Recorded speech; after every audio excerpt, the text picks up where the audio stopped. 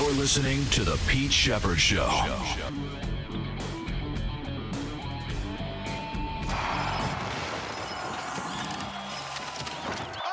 good to be back. Logan Stanley to the corner. Stanley centers it. Good pass forward with a chance. And he shoots and scores. Parker Ford, in his first NHL game, has his first NHL goal.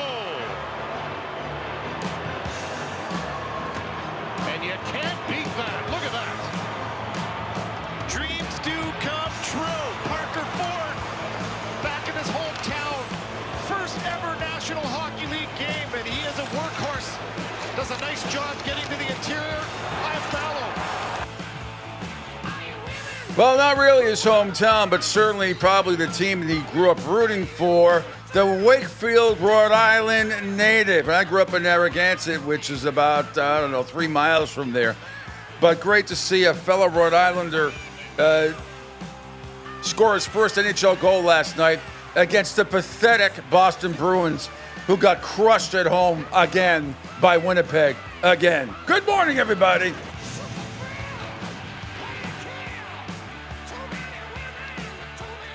Welcome to a Friday edition of the Pete Sheppard Show here on the Coastal Sports Network. How is everybody doing today? Thanks, everybody, for checking us out on the Coastal Sports Network video platform, following me at PShep on Twitter X, on a plethora of Facebook pages, at PShep326, I should say, on the Coastal Sports Network Facebook page, my Facebook page, Tampa Joe's Facebook page, along with CSN Florida, Rumble, Kick, Spotify, LinkedIn, Twitch, YouTube. And normally I'd say you can text or call the show 727-858-6650, but I am solo again this morning. Was informed right before that Angel Martinez would not be able to be on today. But so it's just me, but 3 great guests coming up. Possibly 4. I've gone, tried to get a hold of Patrick Gilroy at 8 o'clock, my NBA insider, Celtics insider. He has not gotten back to me, but maybe he will. At 8:30, definitely John Meter-Perrell, the voice of the BC football team, and also ACC Network voice. And we will talk to him about, a whole bunch of stuff. Sheila Book. Sheila, she was on Monday. She's awesome. She's going to be on with me for another half hour, talk about some entertainment stuff around the world, longtime radio personality, voiceover, actress, that type of thing. She's great. And then Jerry Thornton from Barstool Sports at 9:30 this morning. We will close out the week. So anyway, good morning, everybody. Hope all is well. Great to see Parker Ford last night, always rooting for the New England kids, especially that do well in professional sports. And there are a lot of them out there. And Parker's the latest, just got called up from the AHL. Where is he? Mashoba, I think. But it was... he went to the Wakefield, Rhode Island native, ended up going to the Kent School, which is a big private boarding school in Connecticut. So he did not go to my high school, or he didn't go to Hendricken, he didn't go to Mount, didn't go to LaSalle, but he did play 4 years at Providence College, was a great player, and so glad to see. He had about 10 to 20 family members lined up last night, or in the stands at the Garden, as expected, the Bruins lay another freaking egg, absolutely pathetic, and they lose to the Winnipeg Jets by a score of 6-2. They were down 2-0 early in this game. They actually tied it on a shorthanded goal early in the third, and then Winnipeg just blitzed them, just crazy, including Parker Ford there. Mark Scheifele scored his 30th and 31st goals as well. Hellebuck from UMass Lowell had a bunch of saves, 27 saves. And the Bruins, I don't know what the Bruins are. I talked with Mick Colagio yesterday. It is so, I don't get it. And they're liable to come out tomorrow when they play the Rangers on national TV on ABC. They're liable to win the game 4-2, 4-3. But humiliated in back-to-back games, a humiliating loss in Buffalo a couple of nights ago, 7-2 to the worst team in the NHL. And then they get humiliated at home by arguably the best team in the NHL, 6-2. Very, very tough. Absolutely hard to figure out. But meanwhile, and we got a lot to talk about today, but I'm going to stick with Parker Ford here for a second. I think it was great stuff. After the game, here is a Parker Ford for the Winnipeg Jets, the Wakefield, Rhode Island native, in the locker room, and how exciting it was to have all his family and friends there at the Garden last night as well. Right to the fam, for sure. I threw him a couple pucks in warm-ups, but hopefully that one will mean a little bit more. Like when you saw the puck go in and the red light go on? couldn't really tell you, to be honest. I just blacked out a little bit, but yeah, it's great. How would you describe the emotion of today and what it means to you, and what your journey has been to bring you to this point? Yeah, I think I was just really focusing on playing my game tonight and helping the team win. Now I can go see the fam and celebrate a little bit, but yeah, just focusing on playing my game. Who did you have here with you, and when did you find out, get to tell them, get to have that conversation that they're going to come to the game today? Yeah, I probably had a handful of people, 10 to 20 maybe, and I told all of them last night that I got called up, and it was 50-50 if I was going to play or not, and told them I'd keep them posted in the morning, and we all got tickets already, so if I was playing or not, they were coming, so kind of worked out that I did play. Any of the PC guys that you played with down there get a chance to come? Yeah, there's actually a couple. Most of my buddies are still playing other cities, but a couple guys were around, so they were able to come. On a day like this, how much is... Yeah, that's great by Parker Ford. Earlier in the locker room, and this is from Ian Steele, who works at sports anchor report at ABC6 in Providence, Rhode Island. He got to do a one-on-one with Parker Ford. So here's that conversation as well. Just take us through the goal. Take us through the emotions after the goal. Could you believe what you had just accomplished? Yeah, honestly, there was kind of a scrum in front of the net, and I didn't see it go in at first. And kind of saw someone else put their hands up first, and then I kind of blacked out after that. Don't really know what happened. But yeah, just awesome. If I could, I'll show you a little bit of what happened after, because I think you know a few of these people. We're showing the replay of the goal, and then your reaction just to seeing this. Yeah, those are my people. They sacrificed so much for me, and I'm sure they're just as happy as I am, if not even more. Your dad kept going there after a few times, couple extra fist bumps. Going back with him, I mean, what does that mean to you to see him celebrate you in your big moment? It's everything. Yeah, he's my hero. Just don't really know what to say. Just super grateful I could perform in front of them, and just blessed. All right, there it is, Parker Ford, the Wakefield, Rhode Island native, and he went to big prep school in Connecticut and played juniors on the World Junior team, and was great. And good for him. Providence College, a 4-year starter, was a captain his senior year. So just great. Always happy to see my fellow New Englanders do well, and there are a lot of them in all the 4 major sports. Very, very happy for Parker Ford. First game up, gets called up. First NHL game, scores a goal. I mean, it just doesn't get any better than that. Great stuff. We got a lot of football stuff to talk about today. Some stuff. The refereeing from the Buffalo Kansas City game continues to linger. It's unfortunate I can't play the video today. I'm not going to play the audio because it won't really do it justice. You need to see the video. But it really is. I've tweeted it out at pshep326, and it's on ML Football. And this guy does a whole narrative, 5-minute narrative, on all the horrific calls that went against the Bills. I mean, it really is. It's the first time, and my buddy Glenn Ordway yesterday backed it up too. He seemed to think that the Philadelphia Eagles can't win because the officials are on the Kansas City Chiefs side. God, I hate having to think that way. I am so praying. I never thought in my life I would say this, but please, Philadelphia, I don't care if you win on a safety, but somehow win. Saquon Barkley is going to have to take this game over, more than likely, for the Philadelphia Eagles. I mean, they're only a 1.5-point underdog. I still think they should be favored, but it really doesn't matter. It's basically a toss-up game as far as the odds makers go. But when you just look at the last couple of playoff games and a couple from last year, and just look at the egregious, I mean, again, the argument, the little discussion, I won't even say an argument, the discussion I had with Vic Carucci last Friday, a week ago, about the officials. I'm not talking about stuff that holding can be called on every play, that kind of thing. I mean, I'm talking about absolute horrific ball spotting. And some of these, I mean, most of them, they're not even close. Buffalo had first downs. In this game, the game last week. There is no question about it. And You still have. This was brought up yesterday. Here's Buffalo GM Brandon Beane still believes Josh Allen converted on fourth down because he did. Do you understand why fans may have felt that way this past weekend? Yeah, it's frustrating. There's only so much I can say.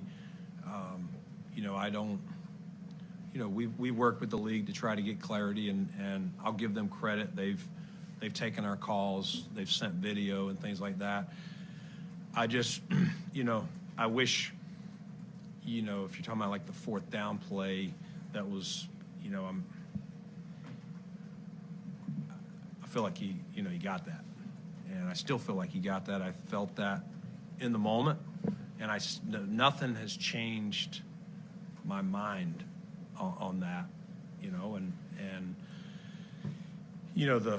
the play that we challenged, I thought was a good challenge. I'm not sure either player had possession on the Bishop Worthy play when the ball touched the ground. You have to have possession. It's like, what is possession? And what Matt says is possession might not be what Elena says is possession. You know what I mean? It's a little bit. But when the ball touches the ground, someone has to have established possession. And, again, they've given how they see it, and that's their job. But it is what it is. I mean, those are just like plays we didn't make in a game too. So by no means are we saying that's why we lost the game. No, but it sure as hell feels that way, or at least it's definitely a part of it, because it would have changed the whole dynamic of the game. Any one of the several calls over the Xavier catch, which is not a catch, clearly. I mean, it's just sickening, and I really hope to God that the game does not come down to some jackass official on a horrible spot, which is they screwed the Bills all last week, like 4 different times. That would have changed the dynamic of the game, in my opinion, very easily. Yes, there are plays the Bills could have made. I'm not saying the refs are entirely responsible, but man, damn it, they're partially, but they're at least a third, if not half of the reason. It's hard, especially the calls and when they came, just terrible. All right, more football stuff coming up. I do want to address right out of the gate on a Friday the horrific story about the 14 members of the figure skating community, passengers on the American Airlines jet that collided with the Army helicopter near Ronald Reagan National Airport 2 nights ago and crashed into the Potomac River in Washington, D.C. And Skating Club of Boston Executive Director Doug Zegerby. And if you don't know, we'll get to that in a second. I mean, a lot of these figure skaters that are in the Olympics, a lot of them come out of Boston, Philadelphia, in the Boston area, where Nancy Kerrigan, Dick Button, and those people over the years. It's world famous. But Doug Zegerby said that 6 members or associates of the Skating Club of Boston were killed in the crash, including teenage skaters Gina Hahn and Spencer Lane, and their mothers, Jean Hahn and Christine Lane, as well as coaches Evgenia Shishkova and Vadim Naumov. And forgive me if I'm not pronouncing the names right. Hahn and Lane, who was about 16, was returning from U.S. figure skating championships. And Zegerby said, we watched Gina and grow up here and just a tiny little tyke into this amazingly mature 13-year-old. I mean, also killed. I mean, it's absolutely, it's heartbreaking. It really is heartbreaking. And I'm not going to get into, like a lot of other politicians, and including the president, unfortunately, and getting into a political part of what is an absolute horrific tragedy. Hopefully, as more information is made available, we'll see.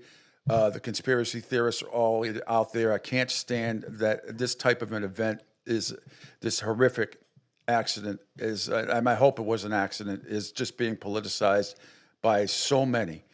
It's not fair to the families, and it's terrible. It's why it's just right out of the gate. You can't even let the damn families mourn for their children and loved ones. We got to politicize everything. I swear to God. It makes you sick to your stomach, doesn't it? I mean, every little thing has to be politicized. Jesus, it's unbelievable. It's so maddening and frustrating. Skating Club of Boston, set to host the World Championships in March, by the way, among the best-known clubs in the world, as I said. Numerous Olympic and world champions were produced out of there. Among them, two-time champion, Olympic champion Dick Button, Olympic gold medalist Tenley Albright, two-time Olympic medalist Nancy Kerrigan, Olympic silver medalist Paul Wiley, and the club sent 18 skaters to Wichita, including Jimmy Ma, who finished fifth at the U.S. Championships this past Sunday, and Elisa Efimova and Misha Mitrofanov, who won the pairs title. I mean, it's just, I have no, I just, let's wait for the more information to come out. Seems to me on the surface it's a human error. I'm not going to sit there and politicize anything. I think it's an embarrassment, right? You know, at this time for any politician to come out, and I don't care where you rank or what party you are for. Shut up and let these people mourn their families and the buried young ones. Many of them, very, very young, preteens in some cases. Let's just all take a big breath, for God's sakes. God, some of you people would debate if the sky was blue if it had an R or a D next to it. It's just, I can't take it anymore. Every goddamn topic in America has to be politicized. Shame on all of you. If that's the way you live your life, you're pathetic. You are pathetic if everything in your life revolves around politicians. Most of them don't give a shit about you. They say all the right things, no matter what side you're on, RD or, neutral. They're all going to tell you what you want to hear. And if you don't want to hear it, I just think that if you're living every aspect of your life by who's in the White House or who's in the House or who's in the Senate, get a life. Get a life. Certainly have a right to your opinion, but every topic on the planet is not about politics, okay? Get over yourselves. Get over yourselves. Because we're becoming a disgusting planet. A disgusting country. We really are. You can't have a conversation about anything or anybody without somebody bringing up who isn't in the White House, why or whatnot, conspiracy theories, and a whole bunch of other shit that means nothing. Because you people out there, if you were in the same position as some of these families who just lost their loved ones in that crash, you're really going to start, before you bury your child, you're going to start politicizing it? By who was in the White House, then, now, whatever, who's in the Senate or the House. Are you serious? Put yourselves, just for a second, stop being the selfish assholes that you are, the people that do this, and go put yourself in the position of these mothers and fathers. In some cases, there's no mothers and fathers. They're dead, along with some of their children. They're dead. Because I'm assuming it's an accident right now. Because I'm not getting into the political part of it. I'm assuming there was some sort of an unfortunate, tragic accident. But put yourselves in the position. I know many, all of you. I mean, I don't have kids. I can't even imagine if something like that happened to me. The first thing I'm going to do is try to blame somebody in politics. I mean, just absolutely ridiculous. And I, for one, have had it. Absolutely have had it. It's just, I don't know if some of you are just bored out of your minds, or you can't think for yourself, or you see R's and D's and you immediately, that's just, black or white. You're either with us or against us on either side. And it doesn't matter what the topic is. Well, the sky is blue. Is it really blue? Did you look recently? I mean, I hear conversations. I was in Publix yesterday for a couple of minutes, and I heard 3 political conversations about one person was in buying a Valentine's Day card and somehow turned it into a political topic with somebody else because the prices of Valentine's Day. I can't do it. I just can't take it.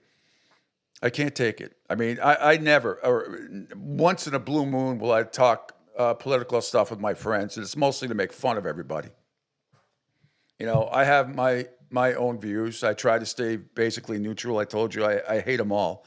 But when you see, I think we have become an absolute disgusting country and society when you politicize an event like this, not even 8 to 10 hours after this tragedy happened. Shouldn't say it's a tragic event that happened. And we have to politicize it like everything else. And I am telling you fucking people, get a life. Go get a hobby. Go take pottery. Take a cooking class. Play golf. Swim. I don't care what you got to do. Collect stone stamps. Just take 2 steps back and take a breath. And everything in life is not about who is in the goddamn White House. It's unbelievable. Like, you actually think these people give a shit about you. They don't. They don't. You all hear what you want to hear, no matter who it is in politics. You refuse to even give a scintilla of a respect to the other side. Isn't that sad that that's what we've come to as a society? Can't have a conversation anymore. Without either coming to blows. I mean, look at the stuff that is going on. Anyway, I know I'm kind of going off the deep end here, but I've just had it. You know, you people out there, you know who you are, who want to politicize everything, every part of life, from if, you know, you like pasta al dente or not, well, you're a Republican or a Democrat. Make up your own minds. It has come down to that. What has come down to that? What do you mean you make your grilled cheese with mayo on top instead of butter? You must be a red state. You must be a blue state. You think I'm joking? I mean, I'm not. I'm half serious here. That's what it's come down to. Every little thing has got to be political. And this isn't a little thing. This is a horrific, tragic event. And some of you assholes out there want to politicize it right out of the gate without knowing all the facts, without knowing anything. It just, without even having any respect for the families whose kids and in cases moms and dad have died in this tragic thing. But no, let's make it political right out of the gate. Absolutely ridiculous. It's embarrassing. It's disgusting. It's disgusting. Live with that. Picture your child or your family member that tragically killed in that plane and the helicopter. And then you tell me, is your first reaction, no matter who you like, is to politicize the event 8 to 10 hours after this tragic event took place? Ridiculous. Ridiculous. And shame on some of you out there who do it. You know, you lost my respect if that's the case. And I don't care what side you're on. I don't care if you're family, friend, or foe. I don't care. To politicize an event like this tragic event, hours, some minutes, really. Some people started minutes at, but mostly hours after this horrific incident, you know, I pray for you. I really do. This is one time that, you know, I pray to the Lord. I pray for people to try to overcome their ignorance and try to just be a little more tolerant, no matter who you like or what, and just be a little more tolerant. Everything is not, you know, God is, you know, it's like you want to lock this person away forever, lock that person away forever, or it comes to violence. Over what? For a bunch of people in Congress that don't give a shit about you. They'll say it to your face, anything you want to hear, everything you want to hear, no matter what side you're on. But we all know what happens in the back. You know, some of these politicians have hundreds of millions of dollars in their pocket. They can say yes to anything. Doesn't matter. Republican or Democrat, doesn't matter. So they come to your face, they come to your place, and they make all these great speeches and everything else, and they're behind the scenes and closed doors. Trust me. And I'm sure most of you know that anyway, but you don't want to see it. You don't want to see it. It's either you're with us or against us. I've had it. We've become a disgusting society in this country, and I think we are an embarrassment when other people look at us at some of these incidents, and this horrific incident, and it gets politicized, you know, a few hours after it is. if all of you care about, your food and entertainment and everything else by who's in the White House or who's in Hollywood or who is singing, movie, it doesn't matter. I feel badly for you. I feel badly for you. I won't go see this. I won't eat that. I'll politicize whatever I want. Wow. What has happened? What has happened for the zest of life? What has happened? I think a lot of you people out there should go around the world. I'm lucky enough to have been around outside this country and have been to a lot of countries and to see different cultures and experience that in my lifetime. And still, it is amazing, and it's healthy to visit other areas outside of the bubble world of. And there's great. Don't get me wrong. There's great things to see in this great country. Don't get me wrong. This is I still think the greatest country in the world. But life exists outside the United States, and there are some people that live in a fucking bubble that haven't been anywhere or experienced anything. And these are the people that are politicizing this horrific event that happened a couple of days ago. 5-6 hours later, it's all about who was in the White House, who wasn't in the White House, who controlled the FAA. I mean, just the entire thing. Can we just, first of all, let's hopefully we can find and have a proper funeral for these people and these young kids and the mothers and the teachers and everything else. Can't we just get through that? Can't we just do that? But we have to politicize something minutes after it happened. It's just, I think it's absolutely disgusting, and I'm sorry, but that's how I feel. It's amazing to me. And these same people that think they know everything about everything in politics, one way or the other, they're a bunch of fucking hypocrites, because if this situation ever happened to their child, I would hope,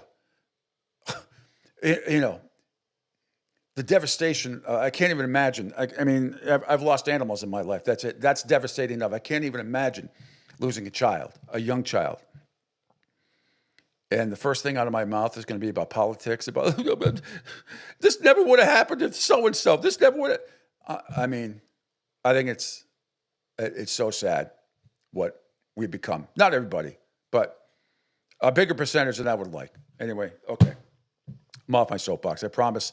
All sports the rest of the way. We are gonna try to have some fun today as well. I'm here solo. Angel is off today. John Meter Perel going to join me at 8:30. Sheila Book at 9 o'clock, and then Jerry Thornton from Barstool Sports at 9:30. Okay, when we come back, lots of football. We'll do an NBA rundown, an NHL rundown as well. Part of the Pete Sheppard Show here on the Coastal Sports Network. Hi, folks. This is Gerard Moynihan of Moynihan Lumber, and I would like you to know that our company has been selling Anderson windows for over 60 years. See the complete line of Anderson windows at any of our 3 locations in North Reading, Beverly, or in Plastown, New Hampshire, or at MoynihanLumber.com.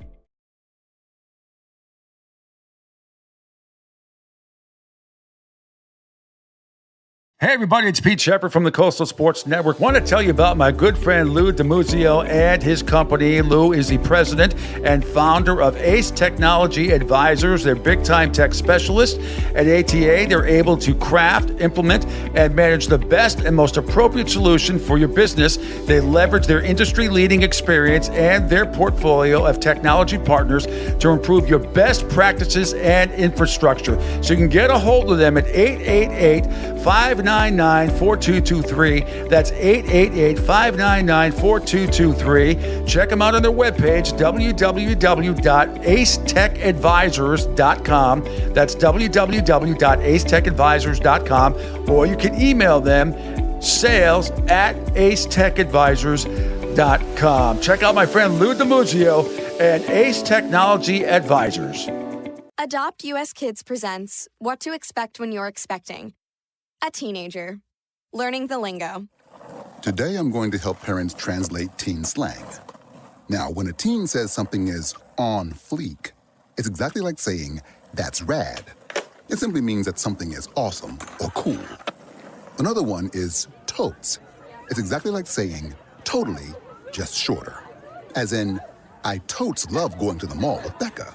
Another word you might hear is jelly. Jelly is a shorter, better way to say jealous. As in, Chloe, I am like so jelly of your unicorn phone case. You don't have to speak teen to be a perfect parent. Thousands of teens in foster care will think you're, rad just the same. To learn more, visit adoptuskids.org. A public service announcement brought to you by the U.S. Department of Health and Human Services, Adopt U.S. Kids, and the Ad Council. This is the story of a very special woman. In a matter of seconds, she turned herself into a great mathematician or an entrepreneur. Her knowledge was limitless and still is. She could also make monsters disappear, especially those that lurked in the shadows under the bed. Once, this woman put back together a teenage girl's broken heart, which had been shattered in 1,000 pieces, just by giving her a bear hug. She masqueraded as a regular person at work, but as a superhero at home. Everyone knows her as Gabriella. I still call her Mom. Your hero needs you now, and AARP is here to help.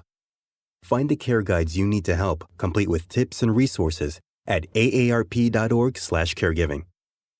A public service announcement brought to you by AARP and the Ad Council. Hey, Dad, your prescription will be ready in just a minute. Hey, Dad, your laundry will be ready in just a minute. Dad, your lunch will be ready in just a minute. Hey, honey, why don't you take a minute? When you help care for a loved one, you give them as much time as you can, making sure they're safe and comfortable. But it's just as important that you take some time for yourself. At AARP, we can help with information and useful tips on how you can maintain a healthy life balance, care for your own physical and mental well-being, and manage the challenges of caring for a loved one. Because the better care you take of yourself, the better care you can provide for your loved one. Thanks, Dad. Thank you. You're there for them. We're here for you. Find free care guides to support you and your loved one at aarp.org/caregiving. That's aarp.org/caregiving. A public service announcement brought to you by AARP and the Ad Council.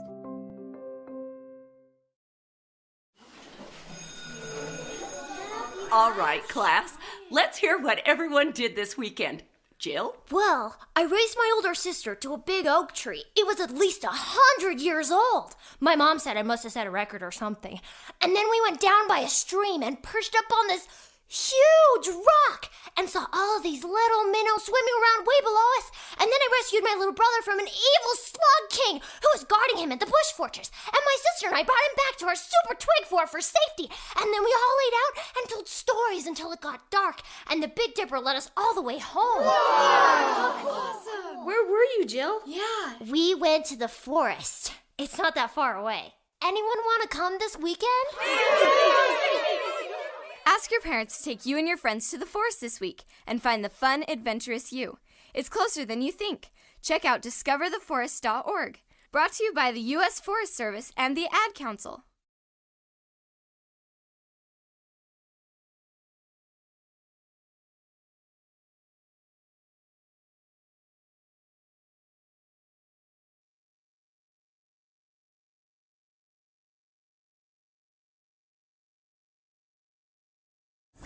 Don't spaz out because your team lost.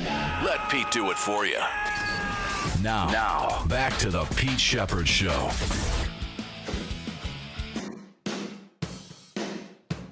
And welcome back to the Pete Sheppard Show here on the Coastal Sports Network. It's a Friday, kind of weird without any football going on this weekend, but we have plenty of football sound for you. Thanks, everybody, for checking us out across the video platform as well. Follow me at PShep326 on Twitter, X, on Facebook, and all the Facebook pages. CSN Florida, Rumble, Kick, Spotify, LinkedIn, Twitch, YouTube. And call or text the show, which you can't do today because I'm solo, 727-858-6650. If you can still text the show, and wherever platform you're on, then I can absolutely read it for you.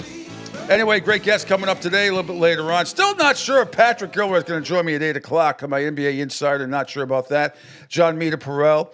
joining me at 8:30, Sheila Book at 9, and then Jerry Thornton at 9:30. So full show lined up for you. Lots of news to tell you about in the NFL. There's still plenty of stuff, previews on it have coming up for the Philadelphia Eagles and the Kansas City Chiefs. The conspiracy theories are all out there that the Eagles are going to have to fight off not only the Chiefs, but also the Super Bowl. An interesting comment yesterday by Cam Newton, and said he would give up his MVP for a Super Bowl win. Here it is on First Take. It doesn't matter. It pales in comparison to a championship. We've got a former league MVP right here on the set right now in Cam. I ask you, Cam, if you could give back that league MVP for a Super Bowl championship, would you do it? No. Oh. Really? Really? Wow. Because you have to ask it through this lens. That was a very journalistic viewpoint or vantage point or response, Stephen A. I'll ask you this question, and, just to pose this thought. What's more important, impact or championships? You look at a guy like Allen Iverson, or you just stood up on the table and blah, blah, blah, blah, blah. Everybody's not going to be Michael Jordan. Everybody's not going to be Patrick Mahomes. Everybody's not going to be these individuals who have the luxury of saying, hey, I not only dominated this sport, but I also have championships to back it. Like, let me remind you, Brad Johnson won a Super Bowl. Trent Dilfer won a Super Bowl. Respectfully, Nick Foles won a Super Bowl. So, yes, when you look at those guys and you say, okay, what's more important? Would you have preferred to win a Super Bowl? I think that's the humble approach, but if we're being honest, the impact of you holding yourself accountable to say everybody has a responsibility to do. And you can say as an MVP award winner or an All-American, you've held yourself or you've held your end of the bargain down. And that's what it really comes down to for me. I know that's not the popular pick. I'm trying to be popularized. But my take is I'm taking individual success because I did my job. Football is not about one guy trying to do 11 jobs. It's 11 guys doing one job. And if everybody does their job best, famous words of our coach, Belichick, just do your job. Do it. All right, interesting comments. And he's, that's how Cam Newton feels. Excuse me. And I don't know if I feel that way. I mean, if I was playing a baseball game, a championship game, no matter what level, and I went 0 for 5 and we won a championship, I would feel better than going 4 for 5 with 10 RBIs and a loss.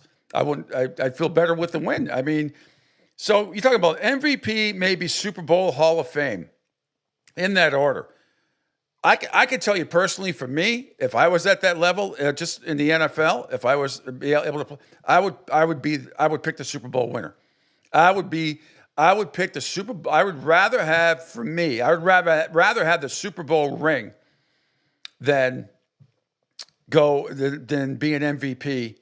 The Hall of Fame one's tough because everybody wants to be the best that they're at, but I would choose the ring. That's something, and the Hall of Fame they can never take away, but the MVP they can never take away from you. But what is more significant to you out there? I would love to hear. Be an MVP, and we'll just keep it to the NFL. MVP, Super Bowl, Hall of Fame. Interesting stuff from him. I respect him, what he says. By the way, his outfits are nuts. I mean, I don't know how much his outfits cost that he comes on First Take with all the time, but man, he's eclectic. There's no question about that. But I'd be the Super Bowl. I'd be the Super Bowl winner, and then Hall of Fame, and then MVP. Well, of course, you probably can't have Hall of Fame without being an MVP. Usually doesn't work that way. Usually. Although not everybody in the Hall of Fame has been an MVP. No, that's not true. But many of them are, and most of them are offensive players.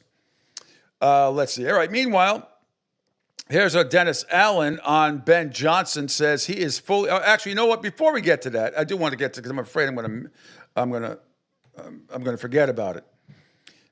This Justin Tucker situation, the kicker for the Baltimore Ravens, who has allegedly channeled his inner Deshaun Watson, possibly, when it comes to massage parlors and everything else. Now, here's the deal on ESPN yesterday, how this story went down.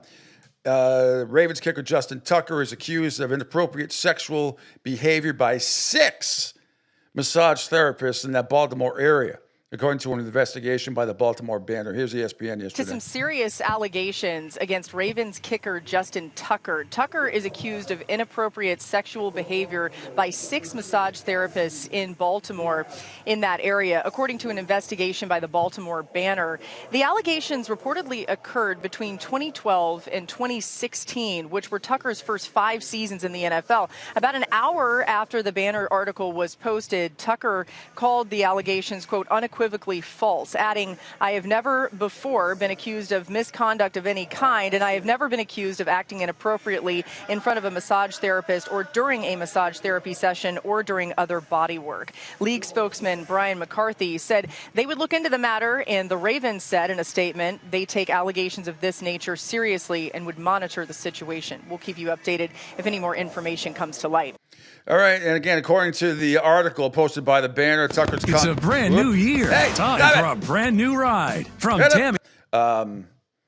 According to the article, Tucker's conduct caused some therapists to refuse to work with him again, resulted in 2 spas banning him from returning. The allegation reportedly occurred between 2012 and 2016. So we're talking, once again, 9 to 13 years ago.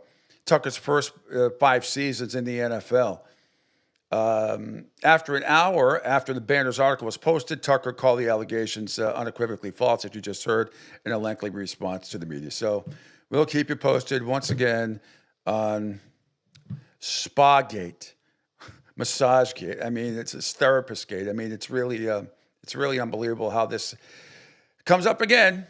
But again, it was between 9 and, not that it makes it right, but it's like 9, where was this 9 years ago? Why didn't we hear about this 9 years ago? It's just, makes you scratch your head a little bit. My goodness, but banned from a couple of spas. I'd like to know why. Okay, as I said, here is Dennis Allen for the Bears on Ben Johnson. He's fully prepared and fully capable of doing an outstanding job. And so I don't look at it as my job is to go in there and tell him what I think he needs to do. My job is to be a sounding board for him. If he's got questions, if he's got things that he wants to run by me, I'll be glad to give him my opinion. But in my experience with him, I'm excited about this opportunity for him. He's fully prepared and fully capable of doing an outstanding job. And whatever he needs me to do, I'll be here to try to help him in any way I can. All right. Meanwhile, Dennis Allen, also on the potentially acquiring defensive lineman. Yeah, look, I think we're always looking for talent acquisition, player acquisition, guys that we feel like can come in and fit into our system that can help us grow as a defensive line. But what our job is as coaches, our job is to develop, and so we're going to take the pieces that we have in place. We're going to add the necessary ingredients that we need to create what we need to be able to do from a defensive standpoint. So I'm excited about working with the guys that we have, and I'm looking forward to working with Ryan and his staff to see if we can't find some pieces to add to it. All right. Head on to Jacksonville. Liam Cohen, the new head coach, another Rhode Island native, by the way. And Jacksonville head coach Liam Cohen on Jacksonville's plan for the number 5 pick in this year's NFL draft. One more question. We'll get it done tonight. This is from Anonymous. Given that you're an offensive-minded coach, what is your plan for the 5th pick in the draft? Hey. Well, I'd like to hear some suggestions real fast. No, you wouldn't.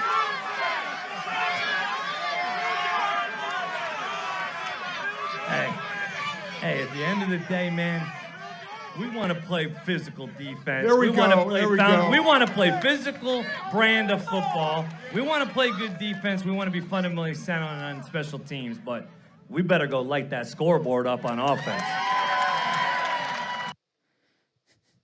Light that scoreboard up. Yes, absolutely. Yeah, Trevor Lawrence could stay healthy.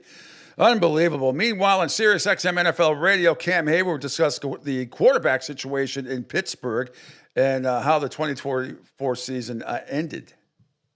You have a situation where you're kind of right where you were last year, trying to figure out the quarterback position, whether you re-sign Russ, whether you re-sign Justin. That's a big part of this team, especially when you saw down the stretch. What do you think was missing? You ended the season the way you did. Yeah. Not just the regular season, but then in the postseason. What was missing, you think? I think the last couple games of the season, we really struggled. I think you never want to blame it on the schedule, but we played our toughest opponents at that time. Yeah. And we didn't really have any gel going into the playoffs. I think we can bounce back from it, but there are some things we need to clean up. We need to have a decision made at quarterback. I think we need to add a couple more parts, and we'll see what happens. But, I don't have to make those decisions, and I'm happy I don't have to make those decisions because I'd like to have both of those guys back. But you heard 14 years of Mike Tomlin's speeches. What's the speech now going forward? What does he do? Because I feel like people have now asked him, and the favorite line I love is that my guys don't carry that luggage, I do. But obviously there's some things that may need to change. What do you think that this team needs to do to improve? I think Mike T can say his guys don't have to carry the luggage, but we do. I think every year we're striving to win a Super Bowl, and when we fall up short, we all have to own it, and we all have to be better because of it. I don't think we had enough cohesion on defense to be sound. That starts with players executing at a high rate. I think we have the guys in the room, but going forward, we have to clean up a lot of things. I think the playoff game, especially versus Baltimore, you got to have your execution at a high level, and we did not.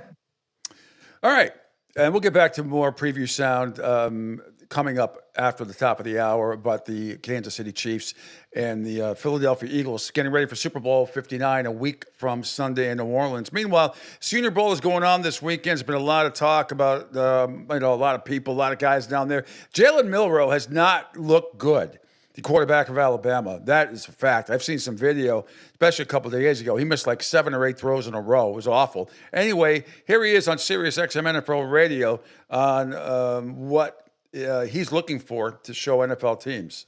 What are you looking for to improve as a player to show the coaches? I think, number one, the leadership. Being able to take over a team, be able to lead properly, show what right looks like is so important, playing the position. And then, of course, mastering the system. Whatever the system that I'm a part of, being in the NFL, just leading properly, being able to excel, taking it to new heights, and be able to achieve all the short-term goals, long-term goals that's necessary for the organization I'm blessed to be a part of. So the two teams in the Super Bowl, Philadelphia and Kansas City, both the quarterbacks are excellent runners. The teams that just got knocked out, Buffalo and Washington, quarterbacks excellent runners. You bring that skill set to the table. Talk a little bit about the running, and maybe we're going to see some real good stuff this weekend running in this game. Yeah, it's all about not being one-dimensional, and being able to attack the defense in all areas when it comes to the football field. Utilizing the passing game, the running game, all areas as a whole. And so I think that's so important when it comes to preparing, when it goes to going against the defense, is being prepared for all areas of the game. So I think that's so important, and just looking forward to the success that comes with attacking defenses. All right. Again, thanks to Pat Kerwin there, Jim Miller on their Sirius XM NFL radio show. More from them. Jackson Dart, the really good quarterback from Mississippi, how the Rebels have prepared him for his Senior Bowl week. Well, I think the biggest part is the interviews, getting the exposure and getting people to really know, the kind of person that I am, really what I'm about, and at the same time, just being able to, learn these NFL systems a little bit. And, the terminology and whatnot. I feel like I've, ran all these exact same concepts, but terminology-wise and, play calling-wise, it's just a little bit longer. So just being able to get that experience has been huge. Time flies, Jackson. It seems like yesterday I was watching you go into the game against Washington State playing for the USC Trojans, and you went for about 400 yards that day, 4 touchdowns. I mean, you were a big-timer bursting onto the scene. Now you've spent a couple years in Coach Kiffin's offense, Coach Weiss's offense. What do you think about that experience there in Oxford, Mississippi has prepared you for this next level? Yeah, I've loved it. Honestly, each year improving our offense and the different schemes and personnel groupings and really just everything involved. Felt like we kind of took it to another level this year, especially in the pass game, which was a lot of fun. I think that there's a little misconception about the offense that I play in. People like to compare me to Matt Corral, which I get it. Us being Ole Miss quarterbacks, but we also had 2 different offensive coordinators, and I love what Coach Weiss has done. He's had a ton of NFL experience for himself. Obviously, his dad being a Super Bowl winning coach, and then at the same time bringing on Coach Judge, who has also had a ton of years in the NFL and was once a head coach just recently. So, scheme wise and all that development part of things, I feel like they've really done a great job of putting me in position to take that next leap to the NFL. All right, and we'll see. I think he's going to be I think he has potential to be a very good NFL quarterback, no question about it. As I said, after the top of the hour, I'll come back and we'll do a little preview from 8 to 8:30, unless Patrick Gilroy actually gets my message and joins me. But if he does, then we'll talk some Celtics and NBA stuff. If not, we're going to get into the preview of Super Bowl 59, the early preview between the Philadelphia Eagles and the Kansas City Chiefs. Lots of sound for you. And then at the bottom of the hour, John Meter-Perrell will join me, Sheila Book at 9 o'clock, and Jerry Thornton at 9:30. To the NBA we go. Yesterday, we played the comments from Adam Silver on the commissioner of the NBA on the Dan Patrick Show. Now, yesterday on Sirius XM NBA Radio, Frank Isola and Brian Scalabrine, who does the Celtics on TV, they react to Adam Silver's comments on possibly moving to 10-minute quarters. If Adam Silver's going down this road, Brian, how can he not like our idea for overtime? If you're talking about 2-hour games, and I've said this before, I've been at the games, and Boston is like this because people take the train in Boston. Philadelphia is like this. New York, both New York teams, it's like this. When the game goes to overtime, people are up there standing in kind of like the concourse. Yeah. And I'll be talking to people, they say, well, I got to catch a train. And the overtime takes a long time. 1 minute timeout, 2-minute overtime, play on. It would be awesome. I'd root for overtime every night. Be great. Yeah, totally. Go to the thing. You only have to go to break, or you could, like a real quick one, then come back, tip ball, go. 2 minutes. You don't even have to deal with the fouls. 2 minutes is first in the last 2 minutes. Second one, you're shooting. That's easy. I don't understand how that rule, it can't be changed. Look, I still think the average NBA game is 2 hours and 15 minutes. 2 hour and 16 minutes this year. It's been 2 hour and 15-minute games for the last 15 on average. That's fine. I don't want to change much. I don't. I think the less time for some of these guys is going to be. I mean, for the money that they're making, and I know it's not like the world. The NBA plays more minutes. They play 12-minute quarters as opposed to 10, like the rest of the world, and the girls and WNBA and all that stuff. It's what makes the NBA better than everybody else. You're playing 12-minute quarter. I don't want to see that. I think it's ridiculous. I think it's absurd. While we're talking about the NBA, a little bit of a rundown here. The Lakers clobbered Washington last night at 134-96. Bronny James was in and out. I'm not playing a highlight from him. I think it's absolutely ridiculous. Washington might be one of the worst teams I have seen in about 20 years. They are pathetic. I think they've lost, 15 or 16 in a row. Cleveland beat Atlanta 137-115 yesterday. Here's a great play from Donovan Mitchell. Mitchell gets the steal. Another Atlanta turnover. Their 5th of the quarter. No look to Mobley. And he dunks on Krejci. A poster. Donovan Mitchell on the break. We've seen a couple of these no-look passes tonight. Finds Mobley on the run and a strong finish. I love it when big guys run to the rim. We're so used to now everybody running to the three-point line. It's great to see those big guys just straight line right to the rim. Stan Van Gundy with the call. TNT. Cleveland beats Atlanta 137-115, and the Hawks all of a sudden have dropped 7 in a row. Minnesota clobbered Utah 138 to 113. Here's an Anthony Edwards rocking the rim. I just think that they've got some assets here that could be valuable to other teams. And John Collins is a good basketball player. Clark the defense. Edwards down the lane, throwing it down. 12 in this ball game, Jim Peake. Yeah. Again, Jalen Clark getting that poke away. The ball security by Colin Sexton wasn't there. Jalen came and took it from him. Anthony Edwards gets paid on the other end. All right, meanwhile, Memphis nipped Houston 120 to 119. Portland clobbered Orlando 119 to 90. The other news in the NBA yesterday, Hall of Famer Dwayne Wade revealed he had a cancerous tumor removed from his kidney back in 2023. Meanwhile, this Terry Rozier story is out there as well. I don't know if you saw it yesterday. And the investigation is ongoing. This is on Around the Horn, Terry Rozier, and apparently banned from a couple of gaming sites. Here we go. Yeah, I mean, this is the world we live in now, right? Like, these leagues are in bed with the betting companies, so is our company. And so they're inclined to deny to prove the game is clean. And then if you find a bad actor, they're inclined to throw the book at it, again, to prove that they are clean. I just feel like there's so much sketchy in this situation where you don't get a federal investigation, a story in a reputable newspaper like the Wall Street Journal, or a name attached, whether there's some meat to the bone. And in this case, I feel like there's some sketchy details here. The fact that this happened in a late March game for a lost season for the Charlotte Hornets, where they clearly were probably tanking for a better draft pick. The fact that this happened when sportsbooks allegedly pulled him from prop bets because there was some unusual activity around it. So what I think we all deserve right now from the NBA is a ton of transparency of exactly what their investigation revealed and how we ended up to this point. I'm just not sure we're going to get that until after this federal investigation is over. And Bill Barnwell.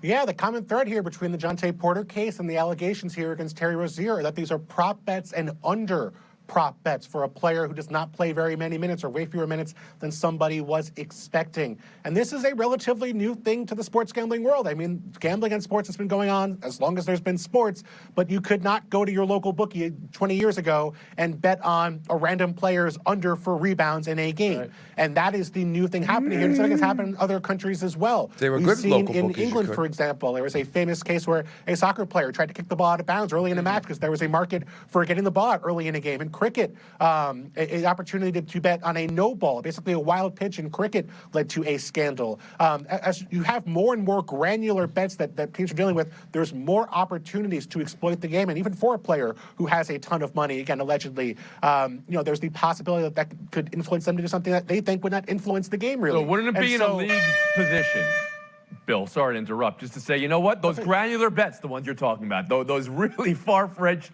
prop bets, completely off table now.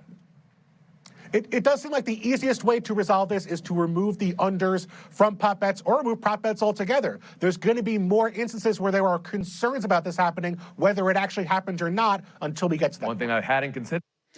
Interesting. And we talked a little bit about that with Bill Spiros from the Boston Herald and bookies.com yesterday. And we'll do so again next week, the prop bet stuff and, limiting the unders. I don't, the unders or some prop bets might they be eliminated again? Unusual betting patterns surrounding the playing of then the Charlotte Hornets. You all know he plays for Miami now, plays for Miami Heat. For the then Charlotte Hornets guard Terry Rozier in a game nearly 2 years ago. Now 2 years later, under investigation by federal prosecutors. So part of the same probe that led to the lifetime ban of Toronto Raptors player Jontay Porter. So we'll see what happens. We'll see what happens here with Terry Rozier. The Miami Heat are going through. Talk about another distraction that they do not need. All right, quick break. When we come back, I'm going to recap the Bruins debacle again last night. You're going to hear from Parker Ford, the local kid from Wakefield, Rhode Island, I should say, New England kid, because we're here in Southwest Florida, but we do national stuff here. And since I'm from New England, I always get a hold of or try to play some quotes from my New England brothers and sisters out there. We'll hear from Parker Ford, who scored his first NHL goal last night after being called up just a few hours before from the AHL. And we'll have Brad Marchand, the Bruins captain, response as well, as the Bruins have been clobbered 15-3 the last couple of games by a pathetic Buffalo team and a great Winnipeg team. I wish there was a happy medium, but there isn't. And then lots of preview sound as well for the Philadelphia Eagles and the Kansas City Chiefs, all part of the Pete Sheppard Show. Hour number 2 coming up next here on the Coastal Sports Network.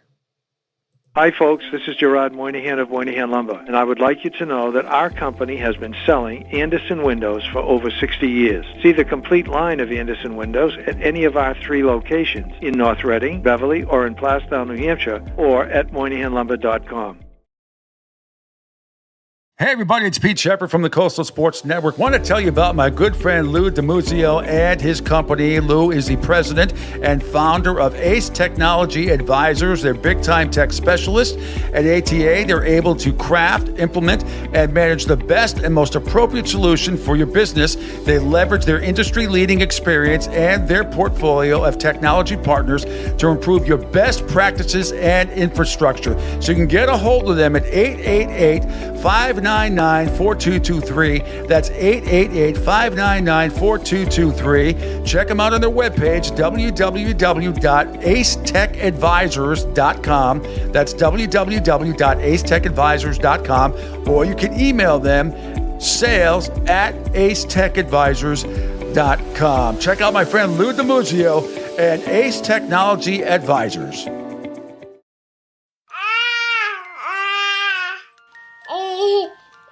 To some people, the sound of a baby babbling doesn't mean much. But that's not necessarily true. By 6 months, they're combining vowels and consonants. By 9 months, they're trying out different kinds of sounds. And by 12 months, their babbling is beginning to take on some meaning. Especially if there's no babbling at all. Little to no babbling by 12 months or later is just one of the possible signs of autism in children. Early screening and intervention can make a lifetime of difference and unlock a world of possibilities. Take the first step at autismspeaks.org. A public service announcement brought to you by Autism Speaks and the Ad Council. The following is made possible by Dad. Why was the basketball court all wet? Because the players kept dribbling all over it. The dad joke. Corny, grown-worthy, but also one of the simplest ways to share a moment with your kids. Why do you have to be careful when it's raining cats and dogs? Because you might step in a poodle. And kids that spend more time with their dads grow up to be smarter, more successful. Can I tell you a cat joke? Just kidding. And, with any luck, funnier adults. Why didn't the skeleton go to the dance? Because he didn't have any body to go with. Dad jokes rule. So take a moment to make a moment and give your kid a laugh. It's as easy as going to fatherhood.gov. Brought to you by the U.S. Department of Health and Human Services and the Ad Council. That's really funny.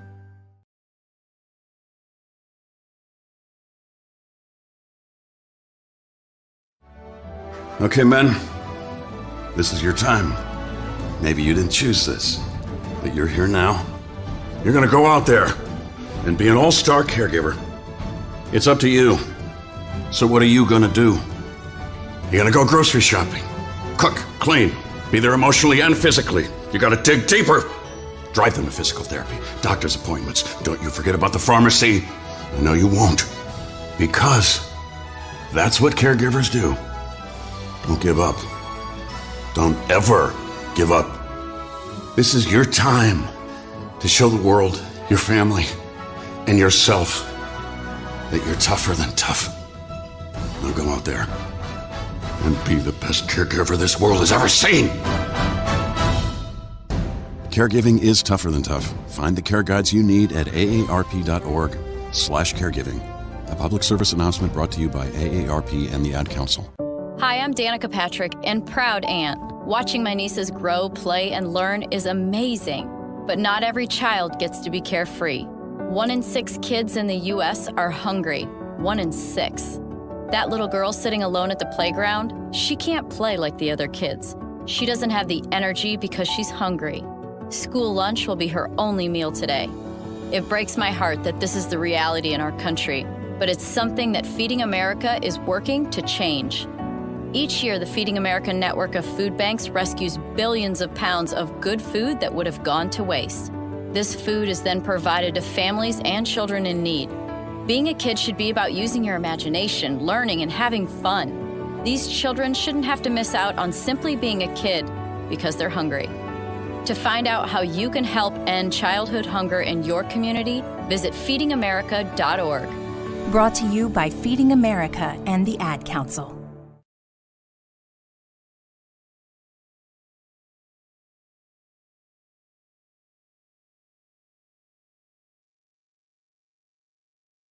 You want the best in sports and entertainment? You got it. Now, back to the Pete Sheppard Show.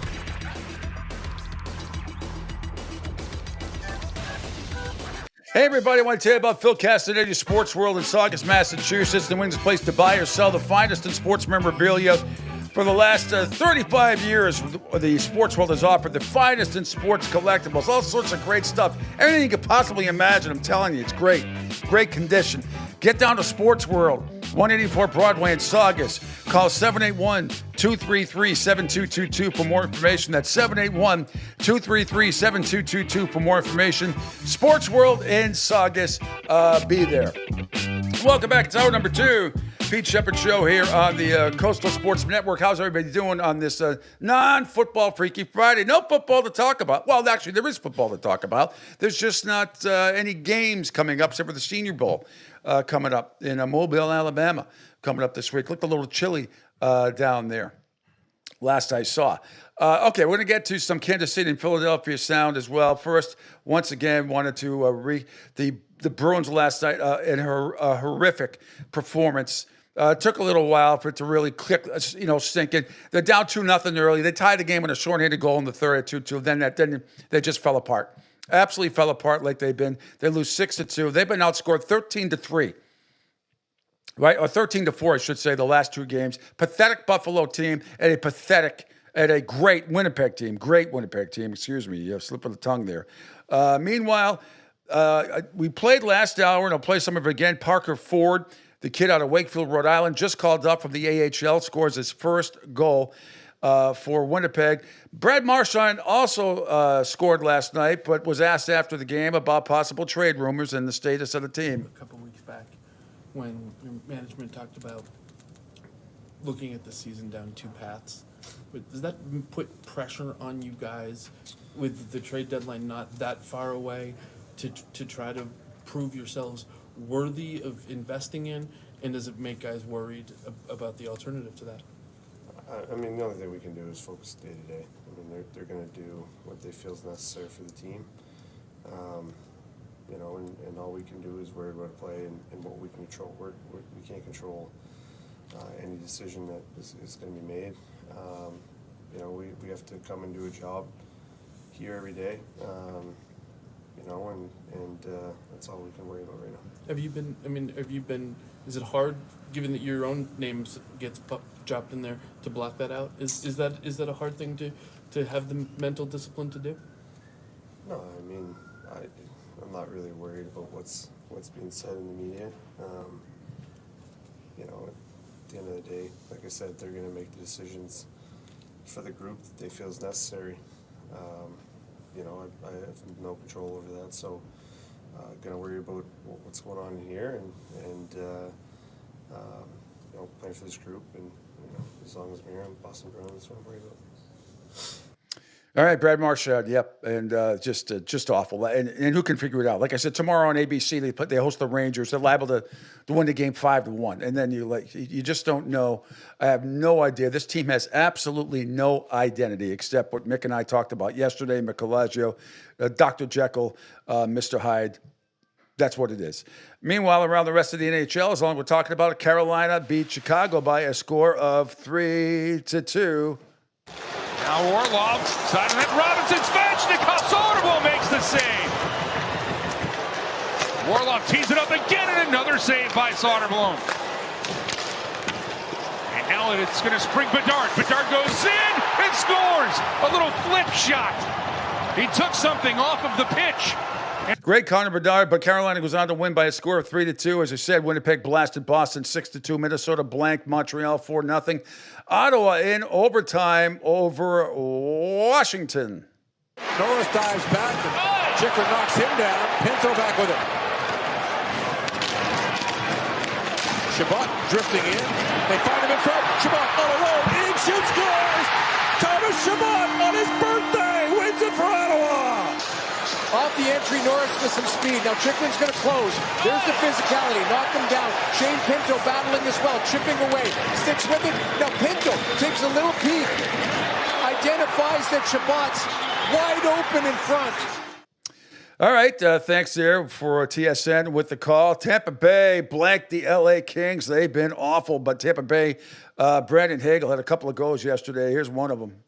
Puts it back in the landing zone, batted away by Vasilevsky, and now picked up by the Bolts. Shoveled across and skating into that one is Hagel. Nice move. He's in. Hagel scores! What a goal! Brandon Hagel. Hagel, a couple of goals and an assist yesterday. Tampa Bay blanks LA 3-0 last night, I should say.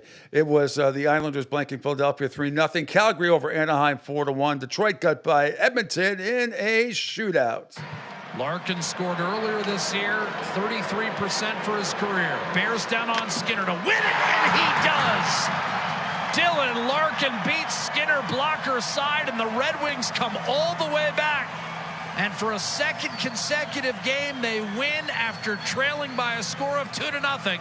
This time it's 3-2 Detroit in a shootout.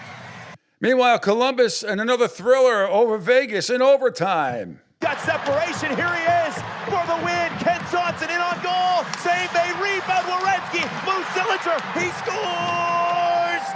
Cole Sillinger in overtime for the Jackets. 4 is the winning number tonight in Vegas. Well, how about that? The separation from Kent Johnson as they go celebrate the goal scorer, but they don't forget about Elvis Merzlikins, and the Blue Jackets fans are thrilled here. Overtime. They get it done, and this is the Nissan move of the game. Kent Johnson, off he goes. No chance of getting him here. I love Werenski up in the play. He doesn't get that chance, but look who's there. All in on that puck. As Cole Sillinger's there to clean it up for the Blue Jackets, and they take the victory here. A little check from Kent Johnson. He tries to go 5-hole. Werenski's there to keep that play, and then, oh, what a night for Cole Sillinger. Back from injury here. He had an excellent night all night long in the faceoff dot, positionally, getting chances, and there he gets rewarded with a big goal on the road for the Blue Jackets.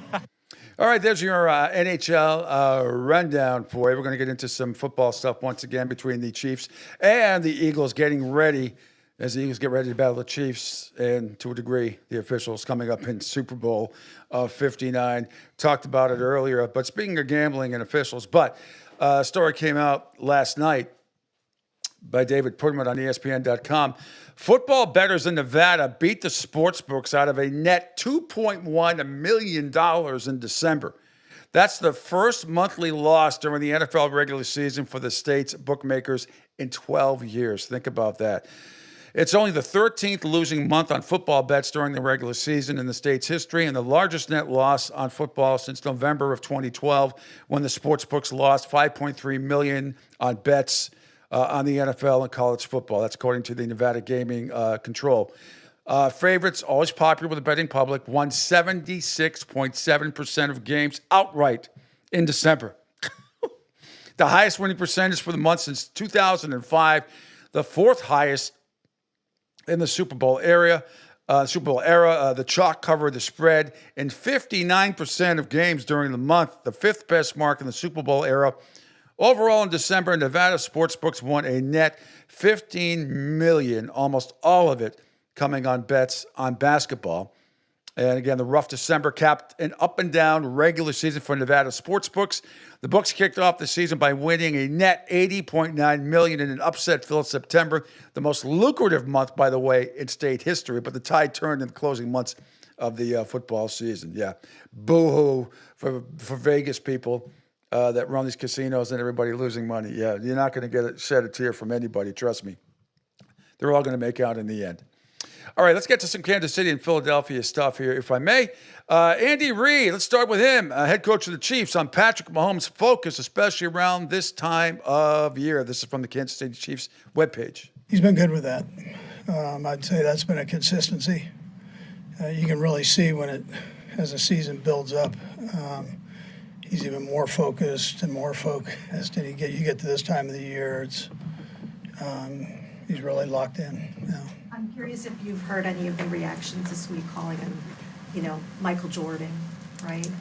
What do you make of those kinds of comments? Yeah, I haven't heard anything. I've tried not to listen to anything. I had to do my media things, but I don't tune in during the season at all. Yeah. You're lying your ass off. Nobody tunes in, right? They all tune in. Ridiculous. They all tune in. All right, here's Andy Reid on what Saquon Barkley has added to the Eagles' offense this year. And the way they go. Yeah, sure. He's a great player. A potential future Hall of Famer. He was tremendous at New York, and he had a great year this year with the Eagles. So he's helped them. Especially the rush game. But he can catch the ball. They've got a quarterback that can throw the ball, and 2 wide receivers out there that are tremendous, and a couple tight ends too. So they're fully loaded on the offensive side. But to answer your question, he's been a great addition for him. All right, here's one more from Andy Reid saying he's very lucky to have his group of guys on this Chiefs team. You're just got a good football team there. That's all there is to it. They're well coached. They play well. They're mentally and physically tough. I mean, they're just hard to beat. That's why you guys have the record you have. Yeah. Listen, I'll double that. I'm lucky to be in the position to have these guys. I mean, you get those special groups that come through, and it's not always that way. The chemistry is not always the same. You hope that the team leaders can kind of bring guys together that way, and the coaches as we work through it with them. But you sure love when you're in a situation like this as a coach, and you feel it. Especially you and I, we've been around, so we know. You can just know that feeling, and it's a good feeling to come to work to. All right. Meanwhile, Patrick Mahomes being asked about the fans potentially seeing the Chiefs as the heel in the Super Bowl matchup. Okay. A lot of people see you guys as the villain. You're sick of the Chiefs, whatever. I mean, how do you feel about having everyone out to get you guys like this? I try not to listen to it too much. I think more than anything, I just try to embrace who we have in this locker room and the personalities and how we enjoy playing football. And I believe if we play football the right way and we compete and go out there and play our best football, that I'll always have my guys' backs. And so we got a lot of good dudes in this locker room, and all we're going to do is compete and try to win football games. All right, here's more from Patrick Mahomes. I'm being compared to multiple legends across all 4 major sports. When it comes to names like Michael Jordan, Kobe Bryant, Derek Jeter, ones that are synonymous with the words 3P, and your name and the Kansas City Chiefs organization could be involved with that. How much is that just a motivating factor to win this game even more, just to be on the line of legends that those names are? Yeah, I mean, I think you always want to leave a legacy and kind of make your imprint on history. But more than anything, you just want to accomplish a goal that you have with your teammates. When you started St. Joe, your goal is to win the Super Bowl. We know it's a hard process. We know it's a hard week in and week out. But I'm proud of how our guys have kind of went about that process. And we know it's not going to be easy. This team we're playing is a really good football team. But we're going to go out there and put our best effort out there and play as a team, and hopefully that's enough to get a win. And how much have you admired those athletes like Kobe and Michael, and how much they've influenced you in your career? Yeah, for sure. I mean, I think more than anything is you see the competitors that they are, is that they're going to do whatever it takes to win. That's what you have to be in order to have success in professional sports, is a competitor, someone that's going to put in the work every single week. And watching them and listening to things that when they talk about, that's helped shape my career on how I have to work. And obviously, it's a long way, I feel like, still for me to go to be mentioned with those guys, but I'll try to do whatever I can to be close enough as I can be. All right. Meanwhile, let's move on to Philadelphia. A.J. Brown, you know him, explains his paid actor comment. A.J., you made a comment about the feeling like a paid actor at the level. Could you kind of expand on that and what you mean by that? Yeah.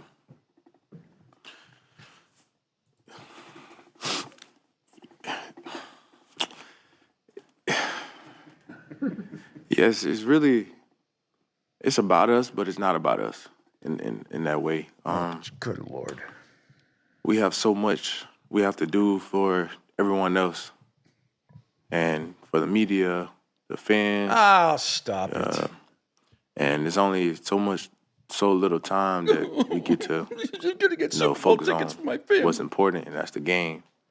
And we have to do a really good job of staying locked in and staying focused. And even when I said a paid actor, even the game, it's so many commercials and everything. You can't never really get in the rhythm. The whole week is just really different. So you gotta just try to stick within your routine as much as you can, and not get carried away with everything. How much do you think that first experience helped you? Of course it does. And do you think you can impart that to the guys that haven't been there? Yeah, absolutely. It helped out a lot, because, I've been turned down media left and right. I'm required, I got to do this, but I appreciate it. yeah, for sure. But it don't matter. None of this stuff matters. These are just words. And, regardless of whatever anybody get up and say, you got to go out and play your best, and you know what we're playing for.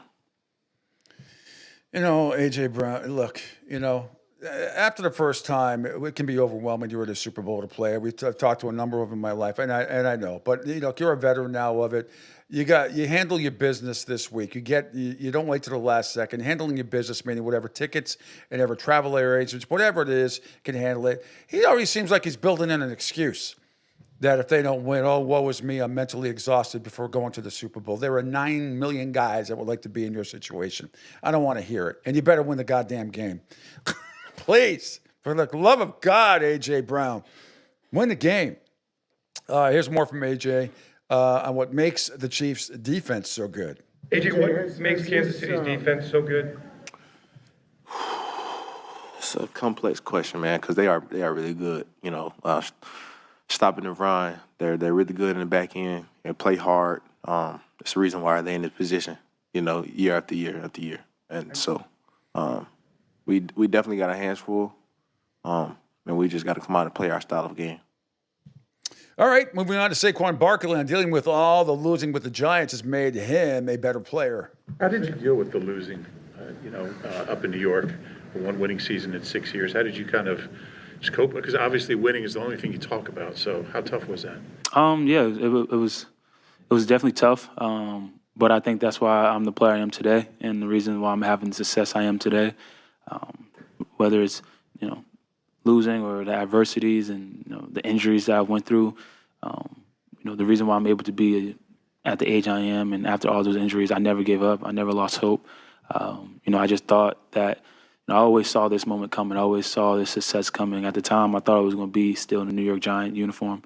But life happens for a reason. Everything happens, and I'm in the right place in the right time where I'm supposed to be. So that's within anything, though, not just in football, not just in the profession that we have. Life is going to throw so much challenges at you, but that's who you know. That's how you know the type of person you are and the type of man you are in those moments. And I think who I was in those moments are the reason why you're able to see me shine, quote unquote, right now, I guess you can say. All right, and finally, Troy Aikman on SI Media makes a prediction for the Super Bowl 59 winner. But for Philadelphia, I think to get over the hump, they've got to play a really clean game. I expect it to be a defensive battle. Philly's been obviously really good defensively. I think Kansas City's been outstanding as well, what they do. I do not see this game being a high-scoring game. I disagree. I'm not saying it's going to be 45-40 or anything like that. I think it's going over the total. The game is inside. It's going over the total. Sorry, Troy. Hate to burst your bubble there, but shekels on the over, everybody. I can tell you that. All right. When we come back, guests, and more guests the rest of the way. John Meter-Perel will join me right after the break, then Sheila Book at 9, and then Jerry Thornton from Barstool at 9:30. All part of the Pete Sheppard Show here today on a sort of non-football Freaky Friday on the Coastal Sports Network.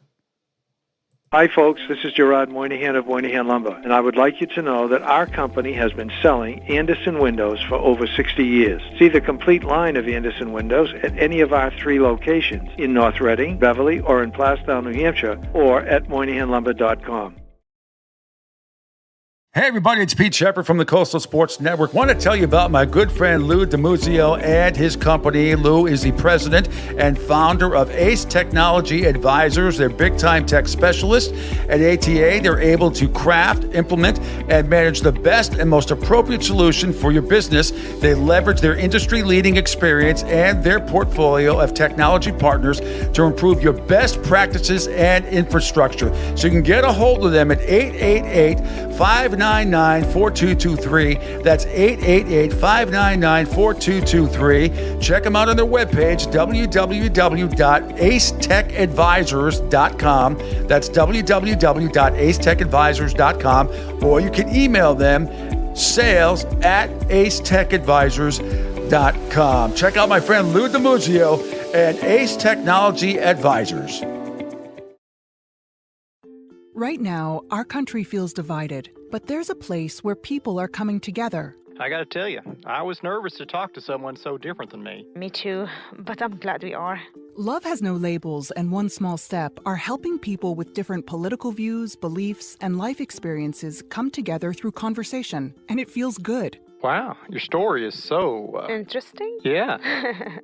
When people actually sit down, talk, and listen to one another, they can break down boundaries and connect as human beings. At lovehasnolabels.com/onesmallstep, you can listen to amazing, life-changing conversations and find simple tools to start a conversation of your own.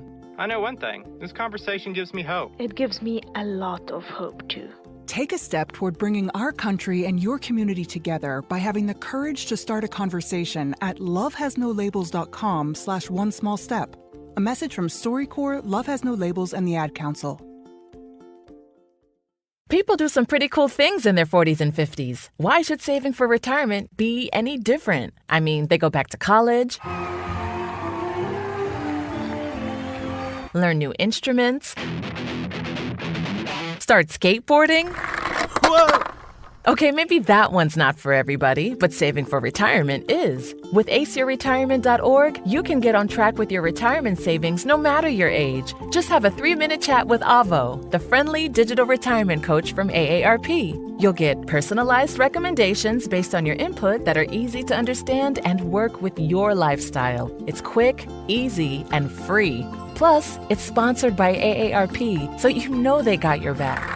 Woohoo! Gnarly move, Dad. Thanks, sweetie. So wherever you are in your retirement savings journey, head to aceyourretirement.org and start chatting with Avo today. That's aceyourretirement.org. A message from AARP and the Ad Council.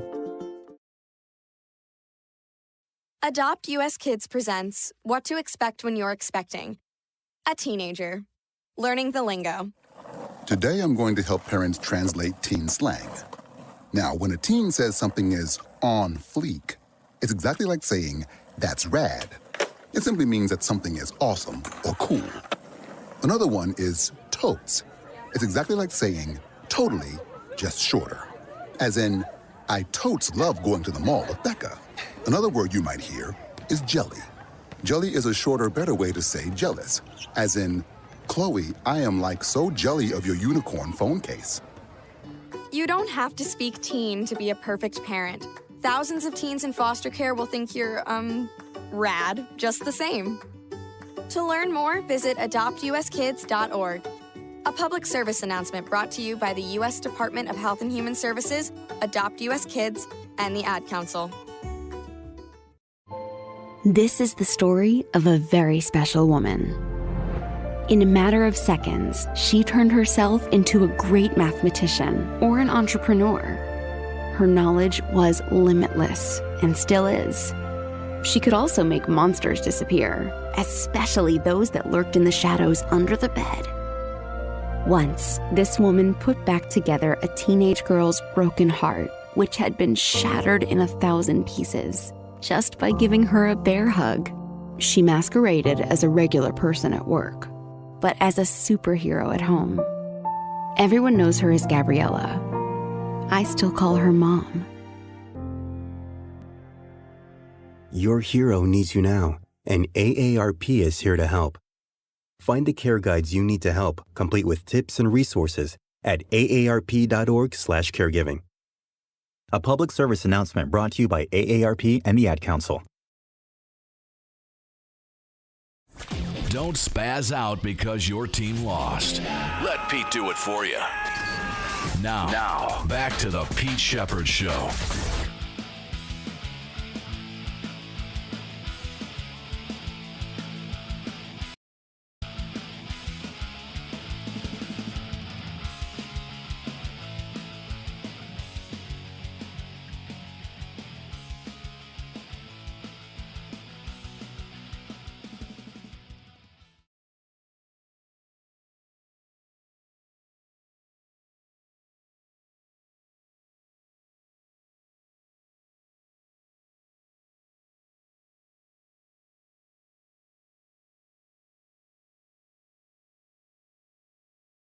Up the scraps, Parker Ford tough.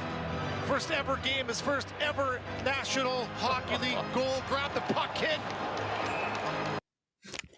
Gotta love it, the pride of Wakefield, Rhode Island. Parker Ford, the next town over from me, where I grew up in Narragansett. Then he went to some very fancy prep school in Connecticut before he played in juniors. And then great story last night, former Providence College captain Parker Ford scores his first goal against the pathetic Boston Bruins last night on their way to a 6-2 win. And it was tied 2-2 early on a shorthanded goal, but it was, this team's in serious trouble.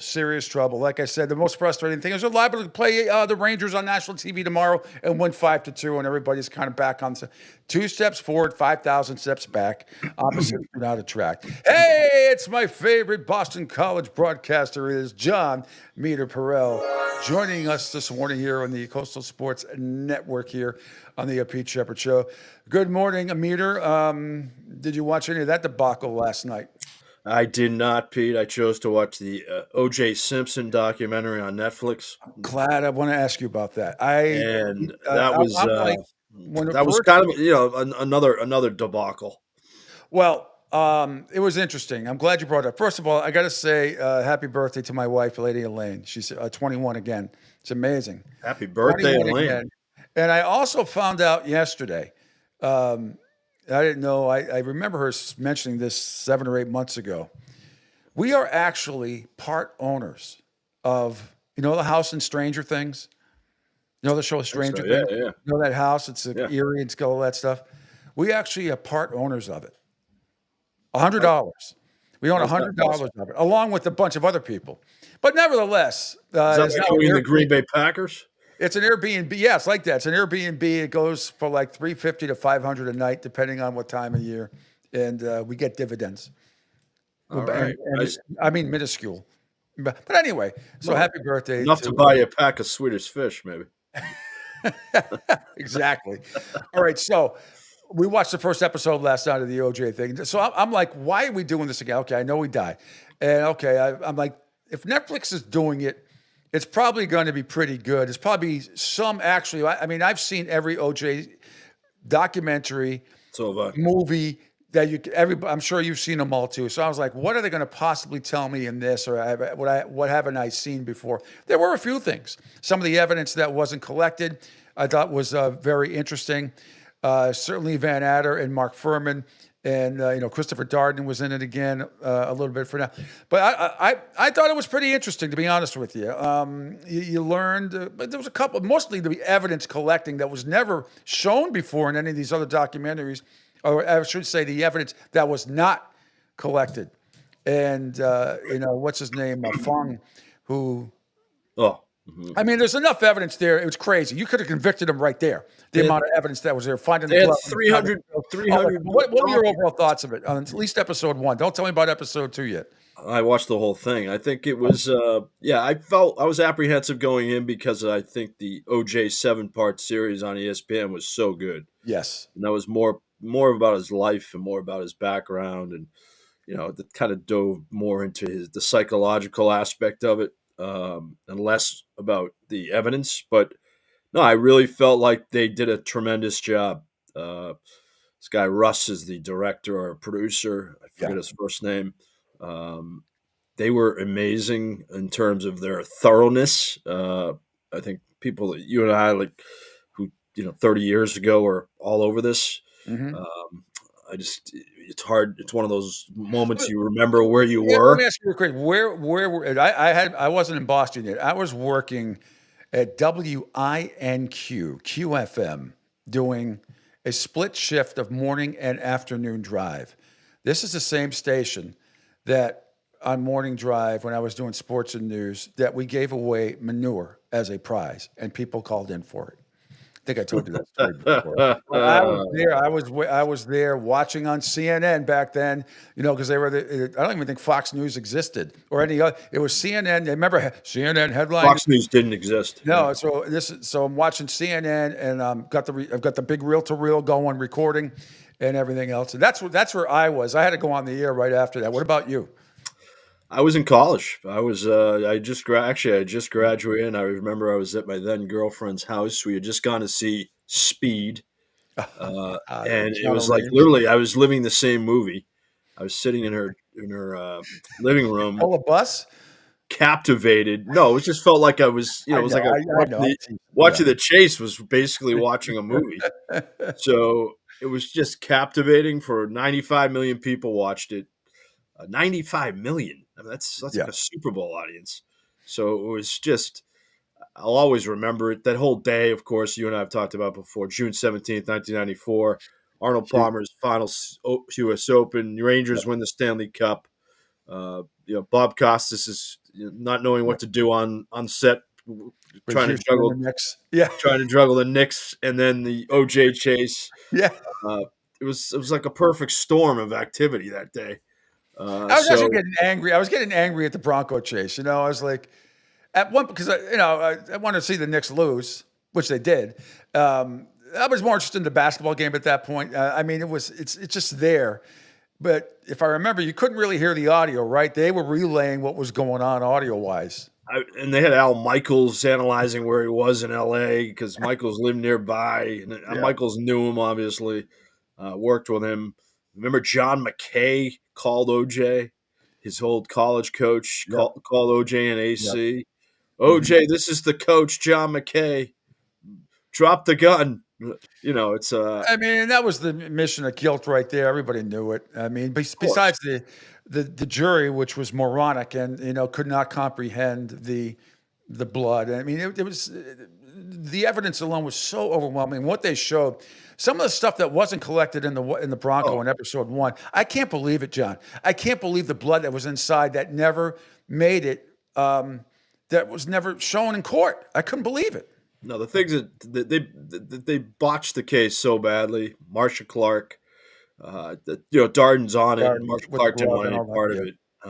But what Darden said that it was her call. She's lead counsel, and she didn't want half the things that they had. She didn't even want. So, and it was a slam dunk case. But she also didn't want Christopher Darden to put about putting the glove on. She did not want that, and he did it. No, and that was stupid. That was basically. And of course, but any logical person could see that he's got a plastic thing on her. Of course, it's not going to fit. That blood's been there. It's sitting in blood. You have to be completely stupid, or as most of it was about race. Unfortunately, came to fruition. Yeah, that was played masterfully by Johnny Cochran. It was. It was no question about it. No question about it. But the evidence was so overwhelming. Is absolutely ridiculous. The stuff I love is when they say people planted his blood somewhere. Come on. Please. You know what that would? You couldn't have. It would be impossible. It would be impossible. But wait until you watch the final episode. Oh, I'm sure. It's about an hour and a half. But how about the people in episode 1, John, that weren't called as witnesses, that were there initially, and that lady that saw OJ, and saw him at a stoplight, gave her a look. And there were like 3 or 4 people that were never called to the witness stand. I didn't want to call her because you find out later she sold her story, and. Marcia Clark thought that would be a tainted witness, and it probably would have been. But she was compelling. She was at Bundy when OJ was speeding by after the murder. and trying to get back to go to Chicago. Boy, that was really brilliant. Tell me this. Do a spoiler alert for me. If you, it doesn't matter. I think one of the most fascinating and the most ridiculous rulings by Judge Ito was when he allowed the jury to go to the house, and then before they could even get in, everybody fixed all the pictures up to be African American and took down all his pictures of anybody that had anything to do with Nicole or white or his family or stuff with them, but could completely changed the whole mansion at Bundy as far as decor goes. I hope that's in this documentary and that Judge Ito allowed. I mean, that was the dumbest thing I've ever seen. It actually isn't. It isn't. Wow. That should have been in it. Yeah, it was. They do take you inside. I think it was the third. Yeah, it's the third episode. They take you inside after he gets off. They go back to his house and they have some. I think the video's been. It was probably in OJ Made in America, but that's compelling video of him celebrating, and they're all watching, CNN, and Robert Kardashian walks in and says, "Are they still talking about this?" And they're sitting in there drinking beers, and that and. I think it was reported after that. Everybody leaves, and OJ's like, "What do I do now?" Everybody abandoned him. He lost. Of course, they should have. They all knew he was guilty. Well, Robert Kardashian abandoned him pretty much, and when he realized that he did it, you saw Officer Ship. Clearly knew that he did it. Oh yeah, was a close friend, and then really. Bob Shapiro, the same thing. I mean, he was kind of there at the end, but he really... He was on Barbara Walters that night. That night, it's basically saying, I wish I never got involved in this. Yes. He said they played the race card, and I didn't want to deal with that, and they dealt from the lowest hand of the bottom deck. So, yeah, no, it's definitely... it's riveting, Pete, as I know. Our good friend Jay Flannelly on your chat says OJ. OJ. Well, yeah, you got the documentary came out. It's the number 1 show on Netflix right now, and I was hesitant. But I was like, you know what? If Netflix is doing it, it's usually fairly interesting. They don't fuck up a lot of things like this. There's very rarely that they put something out there. You may not agree with the content, but they're pretty thorough. I mean, this is a little bit different than what we are used to seeing. Although I do miss David Schwimmer playing Robert Kardashian like he was in the FX movie. What a brilliant performance that was. That was brilliant. It was that was a great cast. OJ was a little butchered, no pun intended, by your boy. No, but show me the money. By what's his name? Cuba Gooding Jr. Cuba Gooding Jr. Yes. Yep. Yes.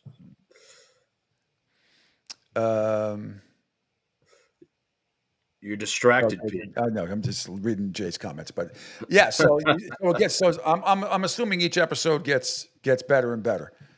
That was impressive. The first one. It does. It's one of those you don't want to turn it off. It's definitely it didn't force me to go to the Bruins game. That's for sure. God. Boy, yes, I watched it on my phone I watched it on my phone as I was watching the OJ documentary, and Pete, it's. Are they going to train Marchand? I don't know. I heard, he came. I played the cut right before he came on, or last hour. I don't know what they're going to do. Like I said, they did this a couple of weeks ago, or the other last. They got humiliated 2 games in a row. Then they come back and beat the Florida Panthers 4-3, coming from behind and winning that game. They get humiliated by the worst team maybe in the last 20 years in the Buffalo Sabres. Which they don't play well on the road, but to lose to that team 7-2 is beyond embarrassing. And then you lose to a great team, maybe the best team in the NHL, and the Winnipeg Jets. And they're liable to come out and beat the Rangers tomorrow 5-2. But I don't know. I mean, right now it's them and Tampa Bay in the final 2 wild card spots. At least the Lightning, I think, have a hell of a lot more hope. I don't know. I asked Mick Colaggio yesterday, I go, could it be possible this team hangs around? And by the way, other teams have like 2 or 3 games in hand on them as we head into the little mini break here. But is it possible they're going to be one of those 7 or 8 seeds that not necessarily makes it to the final or wins it, but goes on a deeper run than most people expect? I mean, the last few years, they've been in the top team, basically. One of the top 2 or 3 teams. And so but he doesn't think so. And I don't think so either. I don't think this is the type of team that can finish 7th or 8th and then make a run. They're going to flip a switch and make a run. I don't see it. No, I don't either. I think they're, if they do make the playoffs, they're going to be out early. How's that Jeremy Swayman contract looking now? They were suckered by him. And I know it was tantalizing because he's shown like, he could be a top 5 goalie, but then he looks like a bottom 5 goalie more often than not. So, and then you have Corpusalo, who's just he's been serviceable. I mean, last night, okay. he's been serviceable. He had a shutout the other day, but Swayman, no question, and they left him in the whole game. I know one goal was the empty netter, but I don't blame him for a lot of those goals. There were like 3 of them. He had no chance at all. And now with McAvoy back, and I just there's no identity to this team except for a Jekyll and Hyde mentality. It's a bad mix. It's like what they were 20 years ago when they were. But struggling. I don't understand it because it's basically the same team, and I thought they even got a little bit better. I mean, they shouldn't be older. This bad. That's they why shouldn't be this bad. I would trade Marchand, trade him. And I know, Bruins fan. Oh, sentimental. Screw sentimentality. Sentimentality gets you Eli Manning with a horrific contract at the end of his career. Forget sentimentality. Yeah, if you start being sentimental in sports, that's what the Patriots just did with Gerard Mayo. Haven't you people learned your lesson, you fans, about sentimentality? Sentimentality gets you last place. Get you Gerard Mayo. That's what sentimentality gets. Hey, Doug Marrone is your O-line coach of the Patriots. I saw him on Sunday. Yep. At Bill O'Brien's office, and that was his last day at BC. And of course, he didn't say a word to us when we were recording the podcast, but I think that might have been his day to pack up the office because now he's in Foxborough. But it's a good hire for the Patriots. Great hire. Yeah. It's a good hire. I mean, Doug was kind of an offensive analyst with BC. Didn't probably kind of, was here and there. But I think he clearly enjoys being in the NFL. So, I think they're on the right track. There's no question about that. Interesting to see how this all falls.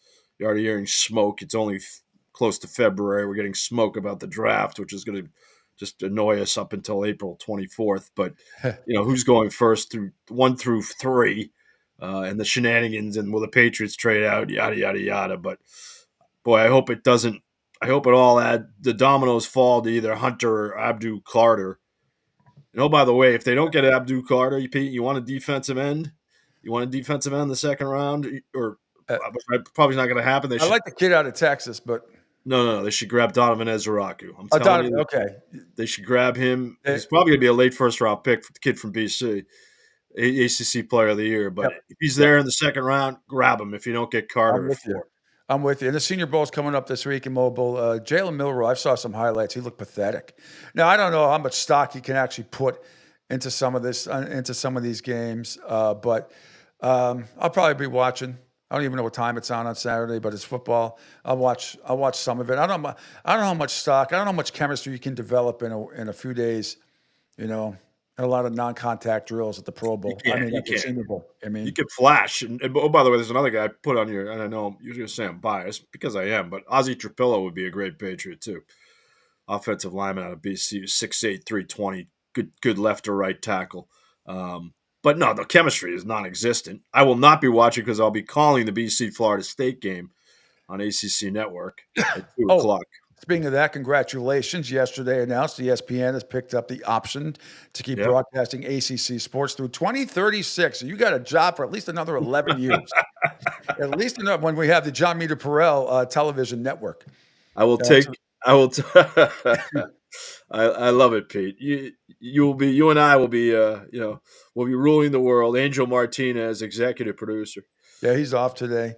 I don't think he's not feeling too great. He's not. I heard both you guys have been wounded. Yeah, we had a little bug going around, but mine was only 24 hours. My wife's was her birthday today, but she was sick for like 5 days. Jesus. And everybody's battling something. Yeah. What was I going to say? You just mentioned what were you just talking about? ACC. What did I have to ask you? Damn it. North Carolina, Saturday night. Yeah. No. You're not intrigued by that? Usually that's an exciting game no matter what the records are. But we'll get into more college basketball and say, what the hell was I going to ask you? Damn it. What were you mentioned the ACC. You mentioned what? You mentioned I said you'd have a job through 2036. It was a very important, silly question, but nevertheless important. I'll think of it. Anywho, so that's going to be exciting. Did they send you a memo? I did get the PR release. Yes, I did. But I think that it's great. It's great for the conference. Yep. It's stability, and there's not much stability in college athletics right now. So I think it's been a good relationship. It's been a great relationship. ACC network has clearly risen in stature. I think it's become a destination for college sports fans, and that it's not easy because look at what happened to the Pac-12 before they collapsed. The Pac-12 network didn't have any clearances. No one ever. The Pac-12 network was horribly run. The Right. Big Ten network is a little bit better, but they should be up. They should be doing what the SEC and the ACC network is doing, and they don't do it. It's just, No. I don't care about a volleyball game from 5 years ago. I know you're. There's enough going on in Big Ten sports all around to have more light program. Oh, I know what I was going to tell you. Your thoughts on? A lot of these bracketologists. 13 SEC teams. 13. I really can't argue it. No, I was going to say I can't either. I can't either because there's so many other conferences like the ACC that are way down. So, Jay Billis made the point the other day. The SEC tournament's going to be like getting out of making a run in March Madness. It could be harder than the NCAA tournament to beat teams in that tournament. And he's right. I mean, it's you got your Auburn, obviously, and then teams like Kentucky. I love Bruce Pearl. Tennessee and Missouri has been what a turnaround. Dennis Gates, they were 0-18 last year. I mean, all of them. I mean, it's just it's crazy.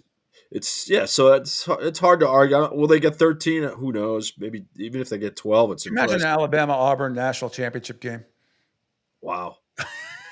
Yeah, that on the plains. It's not impossible. It is not. Barnes, as much as I love and respect him, he'll lose. It's just a matter. I mean, it doesn't matter. He will lose. He will not make it to the championship. He'll find a way as a team, no matter where it is, whether it was Providence or Texas or Clemson, and now Tennessee. He just great coach, but just finds a way. They find a way every year not to make it. No, I know. And hopefully he'll rid himself of that. But San Antonio will never be the same if it's Auburn and Alabama in the final. That would be great. You should come up here. We got the East Region in your old backyard at the Amica Mutual Pavilion. Oh yeah, in Providence this year. Yeah, that's right. Yeah, my Friars are a big game tomorrow, noontime at Madison Square Garden against St. John's. I mean, they squeaked out a win against. That could be ugly. Seton Hall. It should be a fun game. How about the Georgetown? How about the fuck Ed Cooley cheers? I mean, once again, raining down. And I know we all know behind the scenes stuff, and that I don't want to talk about on the air, but which is rare for me. But look, there's a lot of behind the scenes stuff. That's the reason why Ed Cooley left and went to Georgetown. That had nothing to do with basketball on the floor anyway. But I hate to hear 12,000 people do that to him. They would not be in the position where they are now, which is a pretty good position despite Bryce Hopkins not playing, if it wasn't for him. No, it's true. He was an excellent coach. It's true, and it's just when are you going to get over? When are you going to get over it? Is it going to be this year? Is it going to be next year? Is it going to be 10 years? Just I get it. Fans will be fans. It's students too, obviously, but it's a little bit beyond the pale. You know as well as I do, and I had season tickets there for years. My parents and everything and all that. It's an older crowd. It's an older crowd at Providence. It really is. I mean, they have the student section. They've been packing the place. Student section is awesome, yeah. Student section is great. But I mean, talking about, there's not a lot, playing in front of 12,000 people sold out every single home game, 12,000 plus. But even back in the day, to hear that Ed Cooley type stuff come down, I don't know. It surprised me. I understand it from the student section. But, I'm seeing like people in their 50s, 60s, 70s, even little kids screaming that out. It doesn't sit well with me. That's not what you're looking for. It's show a little class. And look, you and I both like him. We know he's made. Yep. Look, he's a human. This just in. We all have our skeletons. Yep. And it was just magnified by his exit, and it got really ugly. But hopefully, in the next year or two, that will end. All right, so what is the buzz going up on in Boston? Let me see the minutia. Probably the Bruins will get a lot of play today. Trade this player, get that player. The Patriot stuff would die down a little bit. Now all these coaches that hopefully are going to fit the Vrabel mold. What's the hot topic up there these days? The Red Sox not doing anything. We're doing something, but not enough. That remains. It should be a hotter topic, but no one cares, and I do. It drives What me. flagship station are they on? Are they on WEI this year? I mean, they don't have a flagship station per se, correct? How's that going to work? No, they're on WEI. I know they're on WEI, but they're technically the flagship station? Yes, It is. So what's this, the last year of that? Because or did they resign? Did they resign something? Yeah, David Field resigned before he stepped down as CEO. Are you up for that job, CEO of Odyssey? Why would I be up for a bankruptcy, a company going bankrupt? Good time to take it, Pete. Nowhere to go but up. Glenn was on with me yesterday, and we had a good 10-minute discussion about it. And everything that we have been saying for years has come to fruition, which is that they have people in charge over there that are bankers and not broadcasters. And that's really what it's come down to. And, interesting analysis. Yep. Again, can't argue it. It's been a rough road, that's for sure. But I am still employed by Odyssey. I know you are. I know. Well, no, I don't want to see anybody lose their job, but you know, cutback, not you, but there's going to be cutbacks around their whole cluster of stations around the country, whether it's Philadelphia, Boston, whatever. As you know, no job is ever safe in this business anyway. But brings me to my next point. Will you be down? Are you going to be calling any Red Sox games down at spring training this year? Don't know, actually. Kind of a developing situation. Still working on that. I am going to be down in March. That's right. Ben Mita Perel will be down in Fort Myers, so I'm sure you will see us a few times. We'll have to break bread, Pete, and I can always come over. You'll get one of your blue umbrella drinks, that one that you can handle, and that'll be Yes, the blue Hawaiian. All right, what you got going on? I'm going to let you go, as I got somebody else coming up at 9:00. What you got coming up this weekend? Anything? You're calling BC Florida State tomorrow? BC Florida State tomorrow at 2:00 on the ACC network. Yes, and then listen on the Odyssey app, which you do every Sunday morning, to Meet Her the Coach with Tim Welsh. Absolutely, you guys do a great job. You do a great job. Have you on again soon, Pete. Yeah, whenever you want. Absolutely, whenever you want. All right, my friend. All the best. Take care, and we'll talk again next week. More We'll get into the Super Bowl more next week, and yes, every Patriot fan is rooting for the Eagles, I'm sure, because they don't want to see their legacy of Tom Brady tarnished. Even though I think that crap is way overrated. Please. Anyway, yeah, it is what it is. All right, Meter. I'm with you on that. All right, Pete. Enjoy. All right, take care. Thank you. There it is. John Mita Perel joining me here on the Pete Sheppard Show on the Coastal Sports Network. Let's do that. Sheila Book is going to be joining me in just a couple of minutes as well. So let me see. Do I want to take a break or not? No, actually, you know what? I don't need to take a break because Sheila is going to join me. Let me get her screen all set up again. Angel Martinez is off today. So I am going to, I am playing exec producer and host. Let me see. Where are you? There. Okay, there's that. And we'll move Sheila over here. So when she pops in, she'll just pop in like that, like so. You know, and I don't have her music set up, but that's all right. We'll play some other music. She likes Taylor Swift. Long time radio voice, voiceover person, professional. Sheila Book will join us in just a few minutes. Okay. Meanwhile, I did tweet out something. Okay, interesting take on Get Up this morning with the boys, with Greeny and Mike Tannenbaum, Jeff Darlington, and I can't see who else is there. Dan Graziano, I should say. Is Jalen Hurts underappreciated as it pertains to the Eagles' success? Help me figure something out here. I'll try. I cannot decide if Jalen Hurts, because look at the question on the screen.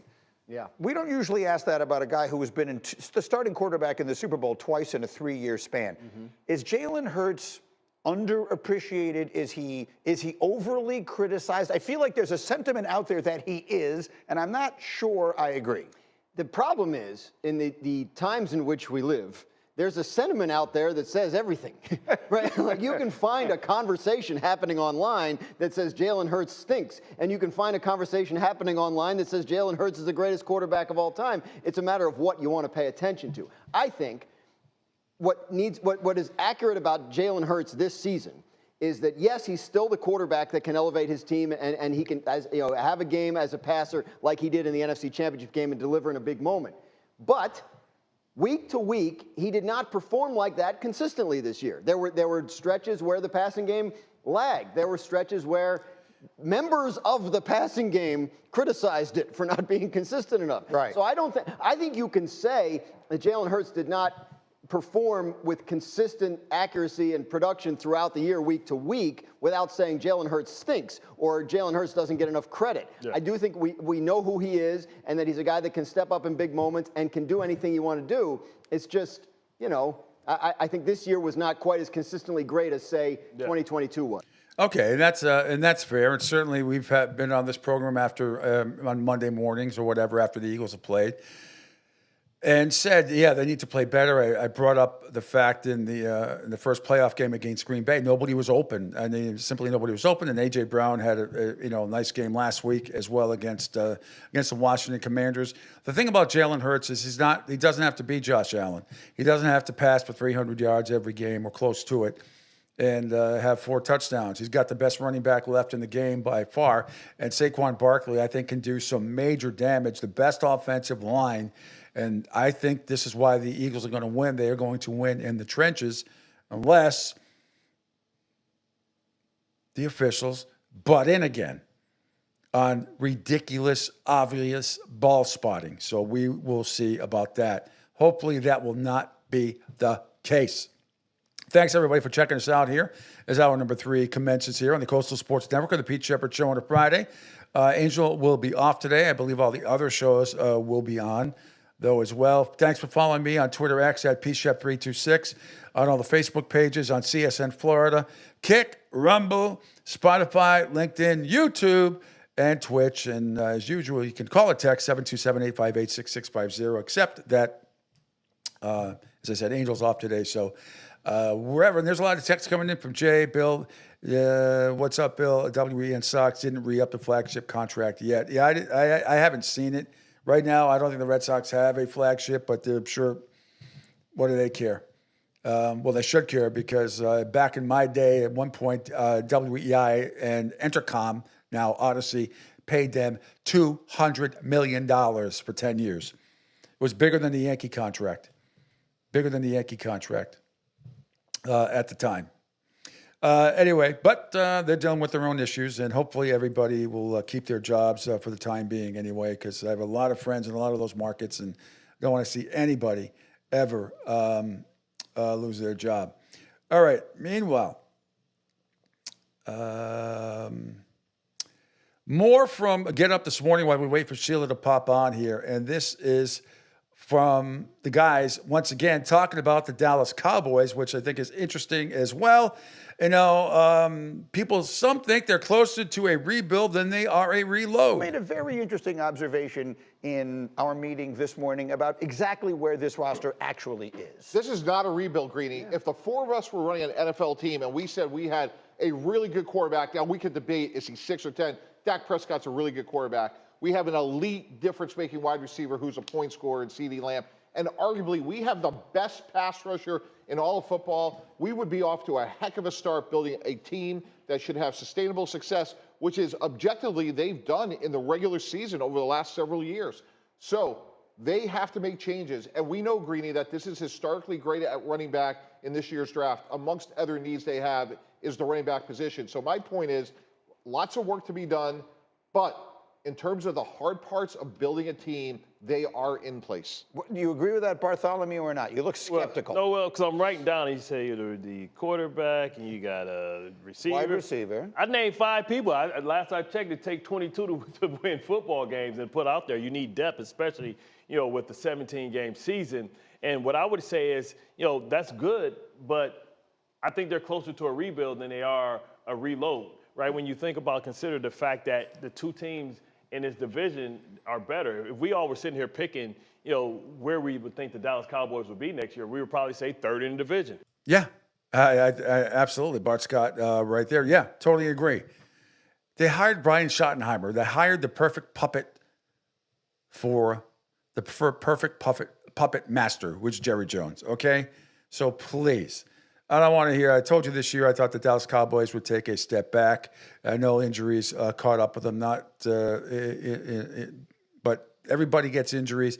They are a dysfunctional organization, and I don't think they're going to get any better with Brian Schottenheimer at the helm. Yes, they have some talented players on both sides of the ball. They do, but so do a lot of other teams.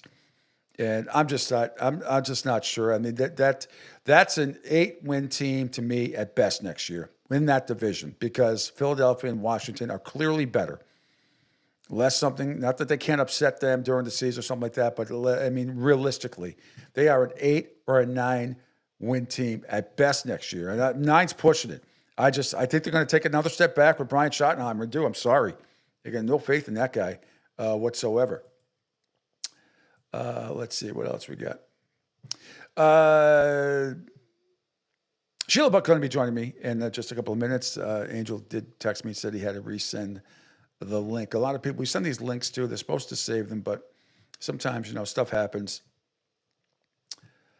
Let's see. Mike Reese tweeted this out 5 minutes ago about Mike Vrabel on a Sirius XM NFL interview on Mike Vrabel for Drake May about Mike Vrabel. He reached out to me. We got on the phone. He's been awesome. Obviously, the guy who has done it, played in the league, won a Super Bowl, 3 of them. You have to respect of what he's done and seen what he's done. I think the biggest thing is he's been a head coach and he knows what it's like. So excited to get up to New England and get things going. Now, this, of course, was asked Drake May about Mike Vrabel because guys like Felger up at 98.5, the Sports Hub and others try to dig into their bag of minutia because either they run out of topics or whatever it is, and they think this is a hot topic, so he throws that shit against the wall and then gets a week of shows out of it. It's just, it doesn't make any, it's ridiculous. Also, Drake made notes from the Sirius XM NFL interview from Mike Reese at ESPN. One big thing he wants to work on this offseason, quote, situational football is huge. Playing my position, you have to be in tune in every situation. It's on you. Those guys are looking at you. The other 10 guys on the field, it's your job to get things going and get things on the right page. So I think situational football and just continuing to grow as a leader. Ouch, if you're Gerard Mayo. That is a direct hit. If you're playing Battleship B4, a direct hit on Gerard Mayo right there. On the Pro Bowl and the rookie season, he said, blessed to be here. What an honor. Here with so many great players. I think the biggest is what a long year. You come right off the college football season. You're going into draft prep, and you're getting ready for the draft in front of all these teams, and then you get drafted and have to go to rookie minicamp. It's a long season, but a fortunate season. Playing quarterback in the league, a special league here, and all these special guys. It's an awesome experience. So there you have it. The big one, though, I will repeat again, on Mike Vrabel. Does this sound like there's so much animosity? Some people try to fake it, that because he wasn't there for the press conference. Oh, my God. He reached out to me. We got on the phone. He's been awesome. Obviously, a guy who has done it, played in the league, won a Super Bowl, 3 of them. You have a respect of what he has done and seen what he's done. I think the biggest thing is he's been a head coach and he knows what it's like. So excited to get up to New England and get things going. So great stuff right there. Love that. Absolutely love that. Hold on. Let me see. Getting other.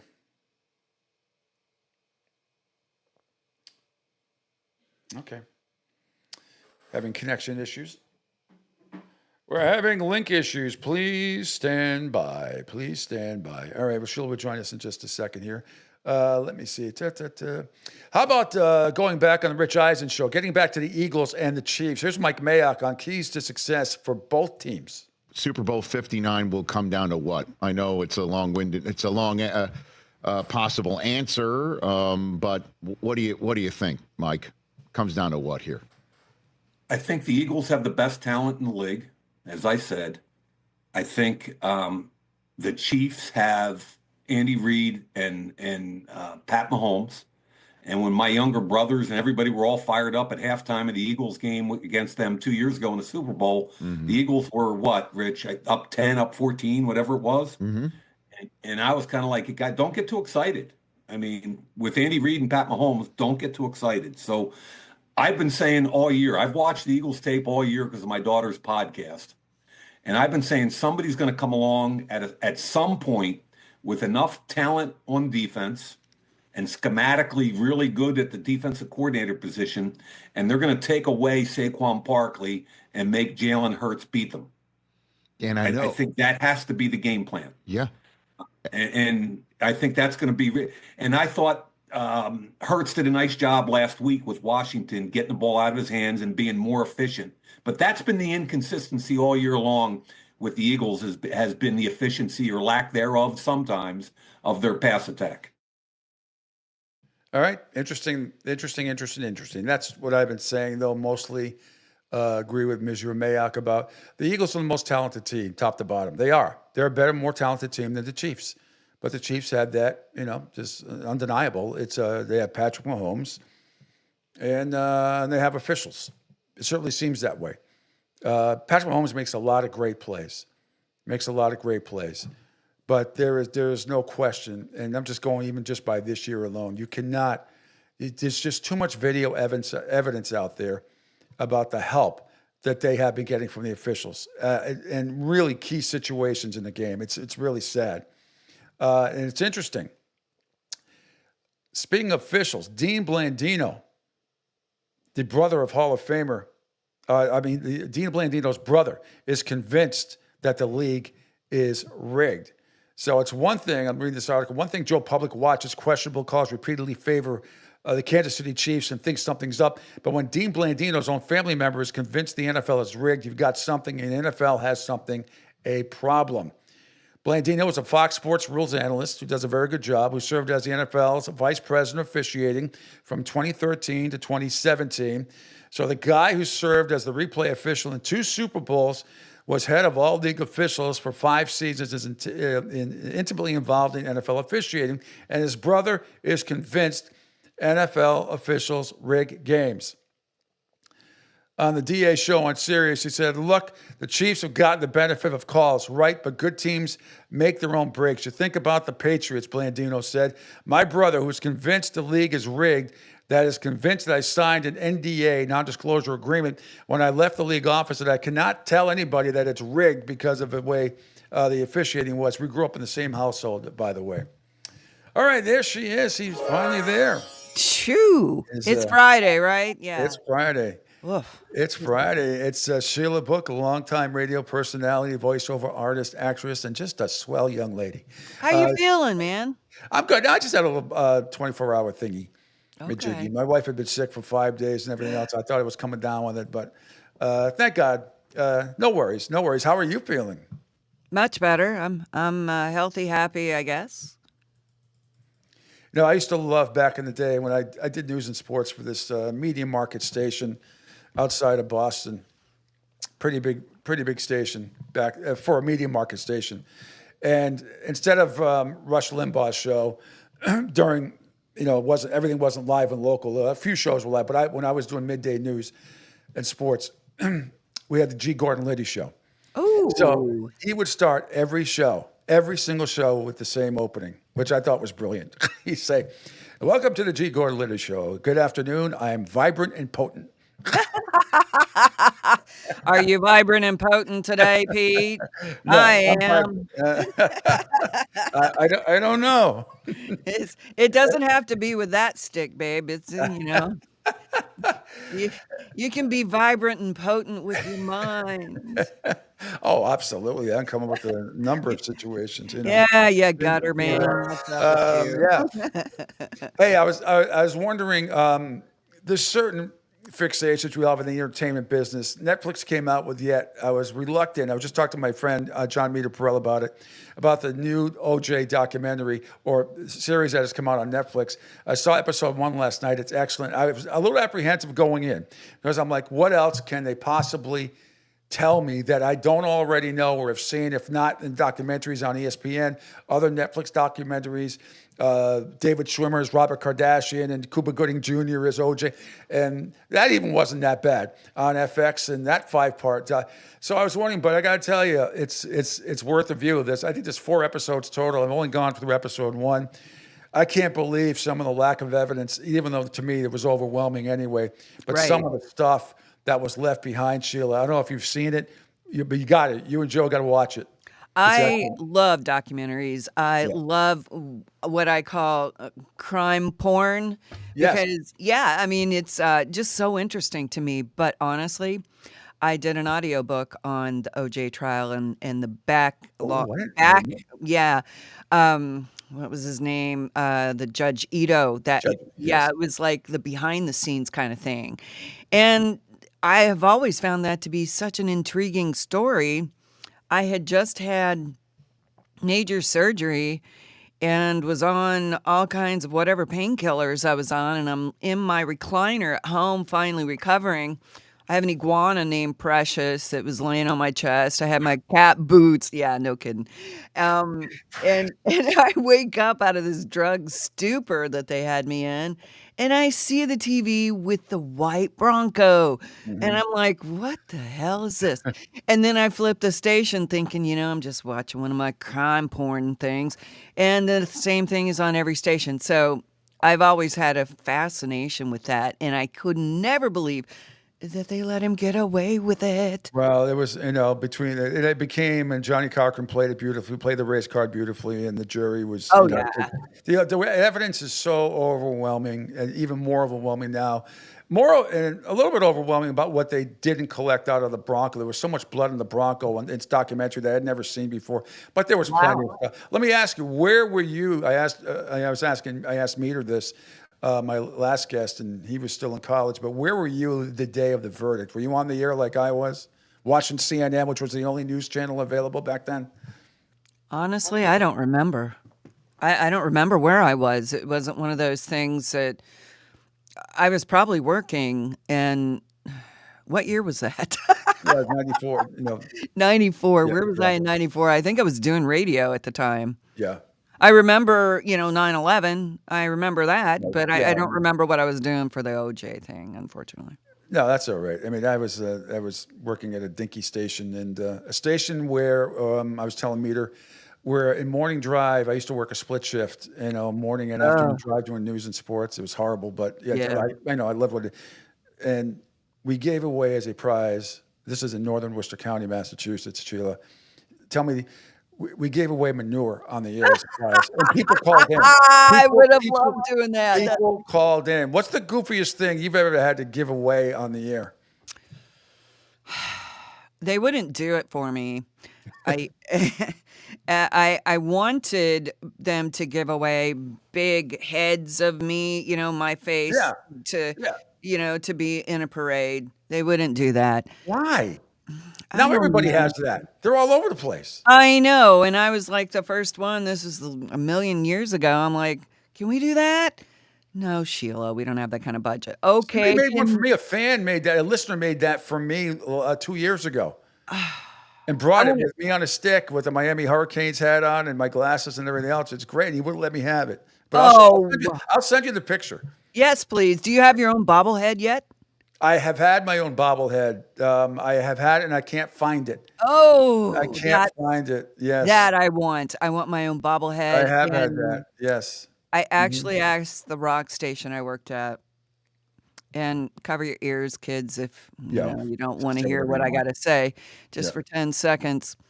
I wanted a condom with my face on it. That's all. Not as a hat, but actually covering your face? No, I didn't want. No. Oh, yes. Now I get you. I got you. No, wrong. No, I got you. So a condom, and then why don't you make a cake like that? Make a cake out of a condom cake. Put your face on it. Yeah, but I can't draw myself. I can make the cake, but somebody can. An artist can. A cake artist can do that for you. They're great. It's like doing a police sketch artist.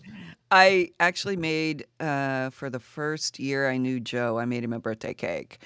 And it was Dallas Cowboy cheerleader boobs. Yeah. I made boob cake, okay? So they had little, what do you call those? The mini marshmallows. That was, yeah, those were nipples. Yeah, of course. Not chocolate chips?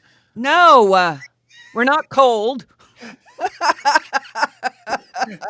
Oh my goodness, it's too early. No, we're not. No. I do have to man groom though. I'm due. Oh, what are you gonna groom? Everything. All right. Thank you. Thank you very much. I mean, I'm not. Look, Hey, truth in telling, it's nothing I wrong mean, with that. everything. Whatever I can reach. Oh, well, that really cuts off some things that you can reach. Okay. That leaves more to the imagination. Did I tell you yet? I don't think I did because I haven't talked to you since. Yeah. Monday, yeah. Well, I got the cover of my book yesterday. Oh, can you show it? Not yet, but it's they told me what the name of the book is, and it's Poor Decisions, P-O-U-R, because it's about drinking. P-O-U-R. There used to be a great bar in Boston. It still is on Boylston Street where the marathon goes by called the Poor House.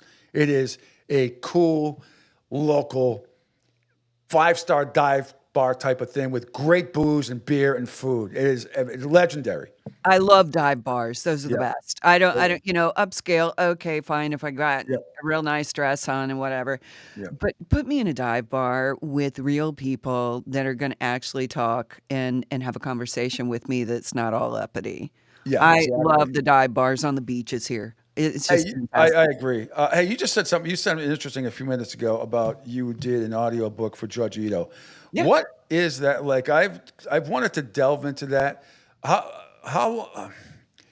long does that take? How many takes do you have to do if you fumble a word here or there, which everybody does? I mean, how long was that audiobook that you did? How long did it take you to do it? Probably about 9 months because I was actually doing radio also, and I've come home to my studio here and record the book. And I don't sit normally. This is not normal for me to sit and do a radio show, or I stand, I pace, I talk with my hands. Yes, you do. I've seen it live. Yes. Yeah, I mean, you watch your soap operas. Soap operas. Game shows. Yeah, I don't watch any soap operas No, anymore. game shows. Oh, no, it's crime porn, buddy. That's it. I like the documentaries, but it took, I think, about 9 months to do that book. It depends on the length. It depends on your subject. You have to stay in character. You've got to. For this, it was a straightforward read, just me telling you the story. But some books I have where I have to be characters. And I have to create those characters. Who does the editing? Like, what if you flub a word or you mess up a voice and you have to do all your own editing? Oh yeah. That, I mean, I guess it's a work. little easier now with digital. No, not the reel with the yellow marker anymore and that crap. No. I do it by listening. I hear it. I want it to have a certain pace. I don't want it to be too fast. I want you to hear what I say, and then you'll get a little pause sometimes, just to let you delve into what you just said. I mean, there's an art to it. It no doubt. I mean, there really is. And the people that are losing their jobs because of AI is horrible. I mean, and I deal with that. You deal with that. But AI is a joke. I mean, you can tell an AI spot, but I mean, you're right. As far as commercials on terrestrial radio, yeah, and you can go on AI right now and say write a commercial for a 30-second McDonald's commercial, and it'll come up. They'll do it. But it sounds awful. I mean, it doesn't always sound awful though. That's the worst part. Some of it really does sound good, and you can't tell the difference. You know why? They're stealing voices. They're stealing our voices. Yeah. Yes, they are. They are taking us and using us for no cost. Doesn't that make you feel great? I don't mind being pimped out because pimping ain't easy, but I want to be paid. Yeah. I'll be your radio whore, but you're going to pay me. Right. Pimping ain't easy. Right. And, we're here for your entertainment. Just toss us $1 or $2 occasionally. That's all we want. We want to be able to buy a good beer and have a good hamburger and hang out with your friend Dave Portnoy and go, have 1 bite of pizza, Speaking of that, my next guest at 9:30 is going to be my good friend Jerry Thornton from Barstool Sports, who is actually one of the funniest people you'd ever want to meet in your life. He is absolutely terrific. We've done not only sports shows together, but he's like us. I mean, we can sit here and talk about Game of Thrones until hell freezes over. Yeah. And other geeky stuff. It's nerd radio at its best, which I love. My wife never could get into Game of Thrones. I loved it. Every time she walked in, if I was watching it, there was either genitalia, a penis getting cut off, Like at the or beginning a when head. they jump out of the window, because A head being severed, the little yeah. kid being pushed out the window. Yeah. And all that stuff. But I'll tell you what. You know what? You watched the series, right? Oh yeah. Do you remember the scene where they didn't show it because she was young? But do you remember the scene when Arya was coming into her own and was about to have sex for the first time? I felt like it was my child. I was like, no. I couldn't watch. I was watching like this. Yeah, and they showed her taking off her shirt, and that was it. And I'm like, no, that's the only thing left that's pure. Don't sully this. Don't sully. And then she ends up being the biggest hero of all. Yeah, which is amazing. You go back and watch season 1, episode 1, and then go watch the last episode. Wow. I mean, I didn't read the books. I read all the Lord of the Rings books, but I never read the Game of Thrones, but I never saw that coming. That she would be the hero. And I loved that. And I appreciated it more, I think, because I didn't read the books. Yeah. I did not know it was coming. So it was just like, oh, shit, this is great. Have you ever screamed at a movie or in your home, like really caught off guard? Ah, you have. Oh, many times. Name one, and I'll tell you my most embarrassing one. I can't think of a specific one right now, but I talk to the TV all the time. It's like, what did you just say? Or, just the horror movies. I don't watch too many horror movies. I'd much rather watch something funny. Yeah. But yeah, I will jump in and scream at the TV. One of the ones that scared me the most was probably A Quiet Place. I don't know why. I think it was because I wasn't paying so much attention because A Quiet Place doesn't have a whole lot of dialogue. Yeah. And the shock of looking up and seeing something scared me, and I went kind of like, what?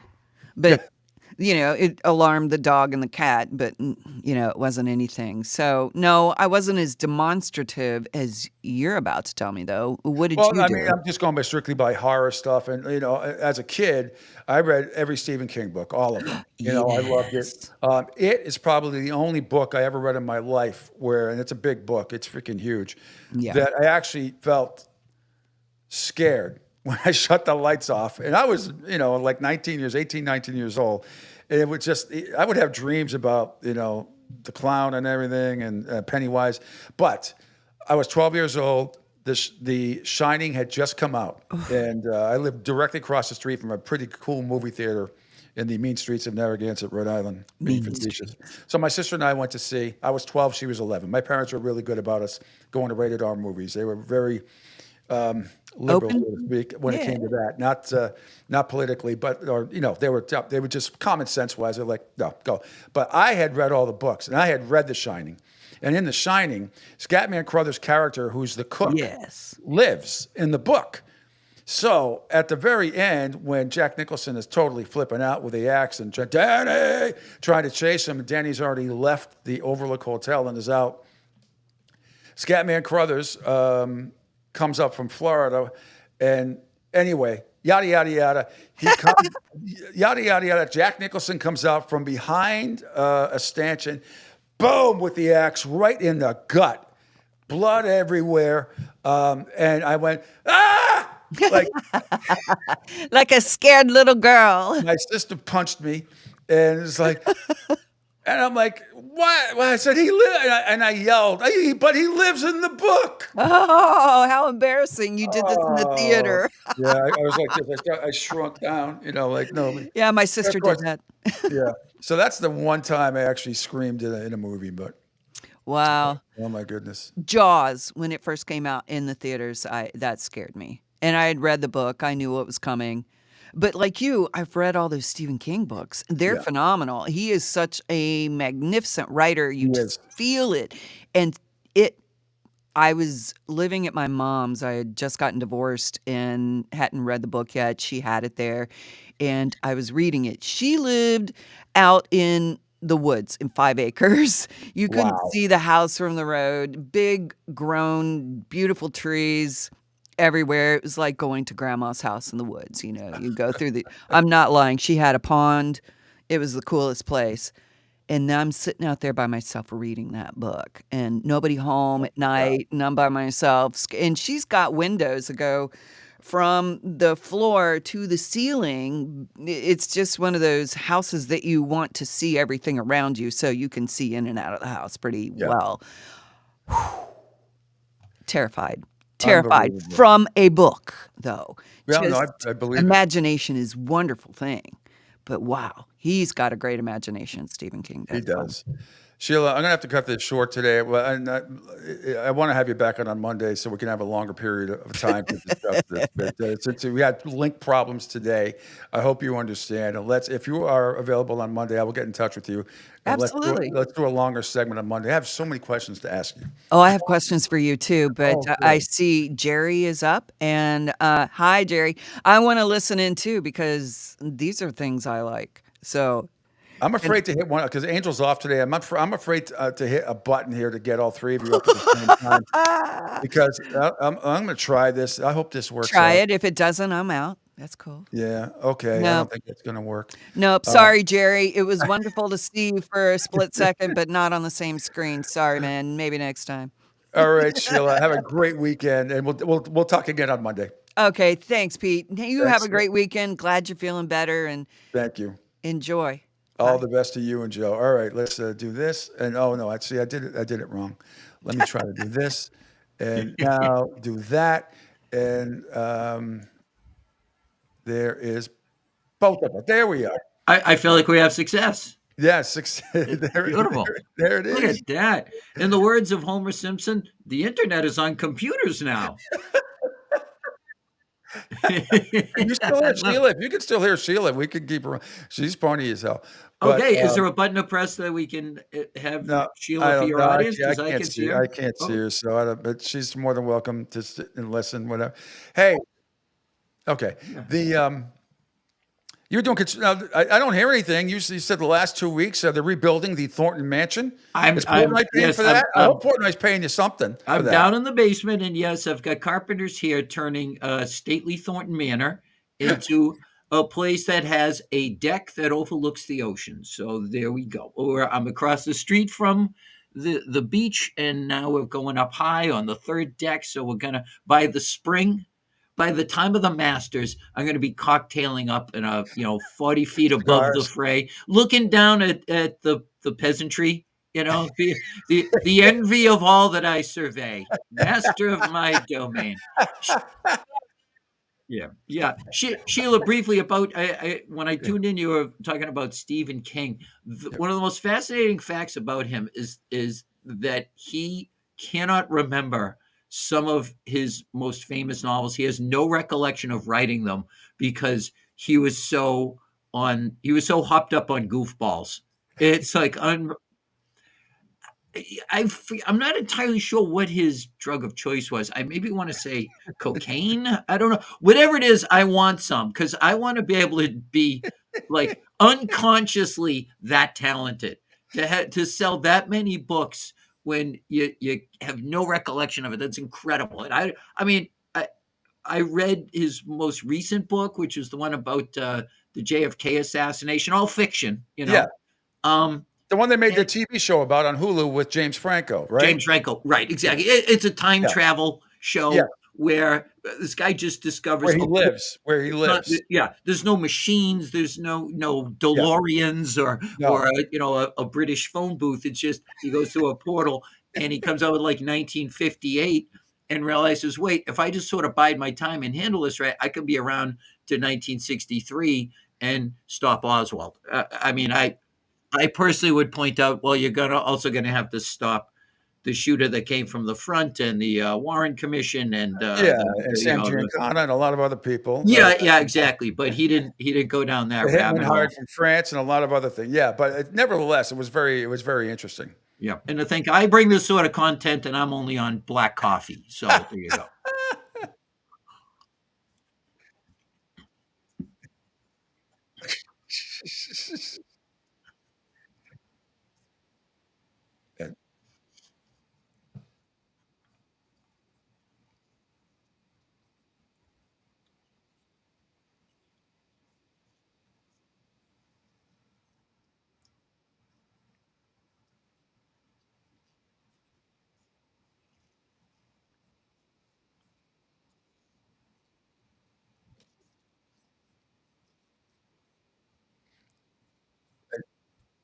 Well, we both met him. I mean, I've talked to him a couple of times in Boston. He's a huge Red Sox fan, so he was at Fenway a lot.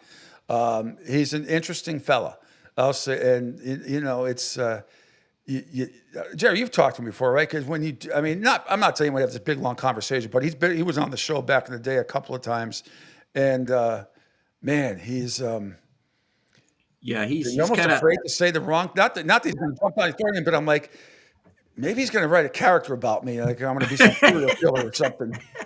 Yeah, it's going to. Yeah, the Pete Sheppard character would be scarier than Pennywise. Oh God! And Still by the way, the scariest book I've I ever saw read. it on a plane one time. I was flying to Europe, overnighter. After I was done watching that, not only could I not sleep, and not only was I already terrified of clowns, that movie has me afraid of pronouns now. She, them, her. I can't. Yeah, just it's like he got inside my brain and went right to the deepest, darkest corners and said, "I'm going to write a book about this." Just well,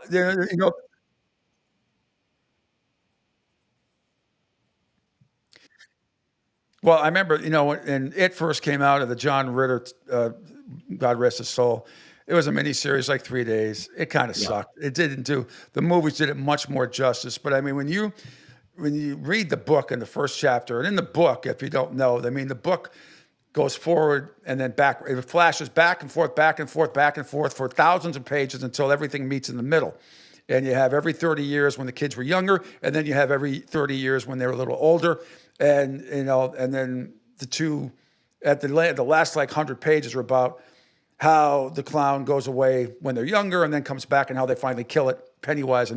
But the John Ritter stuff was okay. It wasn't, the movies did it fantastic. The opening pages of the book are in when they're younger. And it talks about a rainy day and the paper mache hat, or the paper hat of the newspaper floating down the street, and Georgie goes down, and it goes down the drain, and he wants it. He sticks his arm down there, and he says he smells, the way it's written, he smells popcorn and cotton candy and everything else. Smells like a carnival. And then in the next paragraph or two is when Pennywise rips his arm off on the spot, this 6 or 7-year-old child, blood everywhere, the way he's describing it. And after him saying, "We all float down here, Georgie, we all float." Anyway, nightmare fuel. And weirdly about him, I have one of my best friends growing up. He would get like a Stephen King book the day it came out, and then have it read in like 3 days, and then be disappointed because now he had to wait for the next one. Like, that's how hardcore he was. I was like collateral damage of this obsession because he would take me to see these movies every time they came out. And so many of them were just white hot garbage. Like, I think it was finally like, okay, it was just the big dog. He goes, it was scarier in the book. I'm so tired. Wait, the car. Hey. Well, Carrie was frightening. You got this weird obsession with your car. Why are you in love with your car? Like, why am I seeing this? And then finally it was like Children of the Corn. He walks behind the rose. Oh. What is it, a demented theater rusher? What is it? But weirdly, the things that they did really great adaptations to are a lot of his short stories. The most famous of which, Shawshank Redemption. That freaks people out when you tell them that was a Stephen King like novella or something. It was just amazing. It is.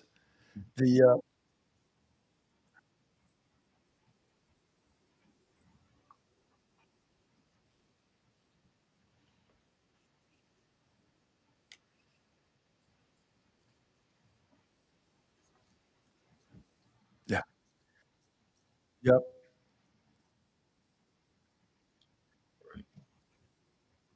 So Jerry, Sheila's a long time a radio personality. We worked at the same company not too long ago. She's also an actress, voiceover specialist. We're just talking about an audio book that she did about Judge Ito, behind the scenes stuff that she was part of it. And we got brought up because have you started watching the new documentary on Netflix about OJ? I've only seen the first episode. Meter was just on. I've talked to Sheila about. It's very well done. You wouldn't think there'd be more stuff that you didn't know about, but there is. I recommend it highly. No kidding. The reason I'm shocked is for what you said in the middle there, that you think that story's been told. I mean, how many series have they done? How many documentaries? How many docudramas? Right, the one with Cuba Gooding Jr. played That's him. right. Right. Yeah, exactly. And David Schwimmer is Robert Shapiro. Who could forget that Emmy Award-winning performance? Ross as Robert Shapiro. Every time he spoke, my wife will back it up. Every line he spoke, I just started laughing. I just started laughing. Okay. It's one of those things, the whole OJ saga. If you weren't there, you'll never truly be able to grasp it. You know what I mean? It's such like a time capsule into that whole period of America. I mean, Where were you the day of the verdict? I was working on a station that gave away manure on morning drive, and people called in for it. Where were you? Yeah, it was a brief period of my life where I'd been laid off. I had a pregnant wife and a new house, and my father-in-law and I were doing some stuff to get ready for the baby or whatever. And we stopped to grab lunch and watch the verdict. And every expert was saying the same thing. Well, the jury was out, for only a short period of time. That definitely means guilty. No. And when they came back with a not guilty, we just wow, this is one of those things that like the world just changed. And we go to the lumber yard and the guy's checking like your purchase, and he just out of the blue, unprompted, just says, "Can you believe they gave them a not guilty?" And what I'll never get over is the DNA evidence that his blood was on the scene, was on them, their blood was on him, who was in his car, and a jury decided that it had sat in a evidence bottle or whatever, evidence bag, in a trunk of a car for a few minutes. Therefore, it was invalid. Now, the Dead Sea Scrolls are a little bits of sheepskin that they are piecing together that a Bedouin boy found in a cave. Thousands of years later, they're piecing them together like a jigsaw puzzle based on the DNA of the individual sheep upon which they were printed. Yeah. But Marsha Clark didn't work that into the 2 weeks she spent on this, that one of the jurors just said, yeah, we heard that. We weren't really paying any attention to that. But you wait till you see the evidence that never got put into court that is part of this new documentary. That's why I highly recommend it. You're going to go, oh my fucking God. Like that's so frightfully, not that they needed it, but you talk about, blood on the hair. Wait till you see the stuff inside the Bronco, the blood that was never taken pictures, never given to anybody. And, of course, there's the Furman stuff and Van Adder. Shipp, his friend, Officer Shipp, I mean, he knew that he did it.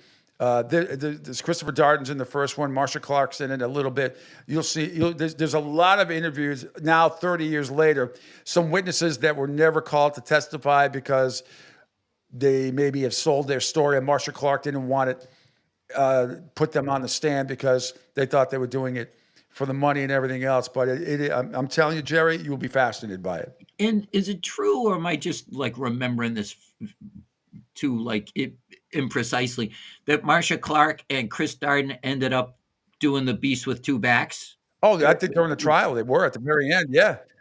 Good Lord. You just Sheila doesn't get shocked by anything. And I'm looking at her right now. It's just, she's chagrined. But that was played out too in the in the docuseries. I mean, on FX, that was absolutely played out. I think they showed them kissing, did they not? But clearly they had some sort of relationship for, I don't know, a couple of months or whatever, and then they didn't. We truly do live in the strangest timeline. I mean, here's this thing. The eyes of the world are all over this thing. It really gave rise to the whole obsession with trials and true crime and whatever. And I remember a guy I was working with at the time just said, "What would people be talking about if these murders had never happened?" I'm like, that's not the Nixon Houston on TV that night when the Bronco was going. I mean, that's and I'm yelling at the TV back in the day. I'm lying on the couch with watching it. And I'm like, fuck OJ. He's guilty. I mean, the fact that he's in a Bronco with a gun to his head, I'm like, and then it's a sign of guilt just right there and then. Not even knowing anything about the evidence that we know now. I'm like, Costas, put the Knicks-Houston game on. It's the NBA Finals. I want the Knicks to lose. I can follow OJ. Nope. Instead, you got Al Michaels calling in. Jim McKay is. I mean, everybody's calling in that had anything to do with Los Angeles and knew anything about him. And it so was sitting right at an intersection of about a 27 lane intersection of all of American culture. It was celebrity, it was sports, it was sex, it was unintentional comedy. I remember when he had pulled into the driveway and the choppers, the news copters are overhead, taking footage. And they get a call. And Peter Jennings, for whatever reason, I was watching ABC. I could have picked any network. Well, they get a call from a neighbor.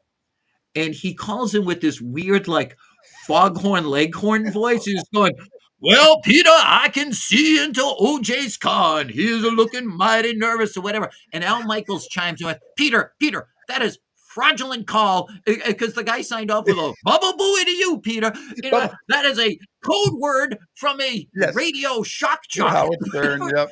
And the guy was on Stern the next day, and he said, "If you call up to order a pizza, they take your number to make sure that you're not trying to fraud them out of a large pepperoni."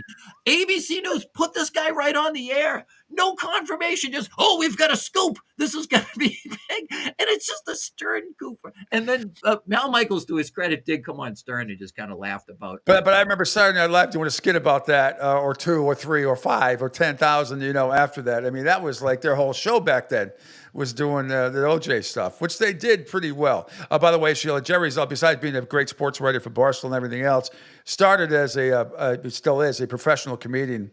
I don't know how many. Do you remember? I hate to put you on the spot like this because it's not fair. But what's your best OJ joke that you came up with? Okay, this was from about 10 years ago, and it just came up. I was talking with friends about how there was an article about OJ's life after he got out of jail, and just like how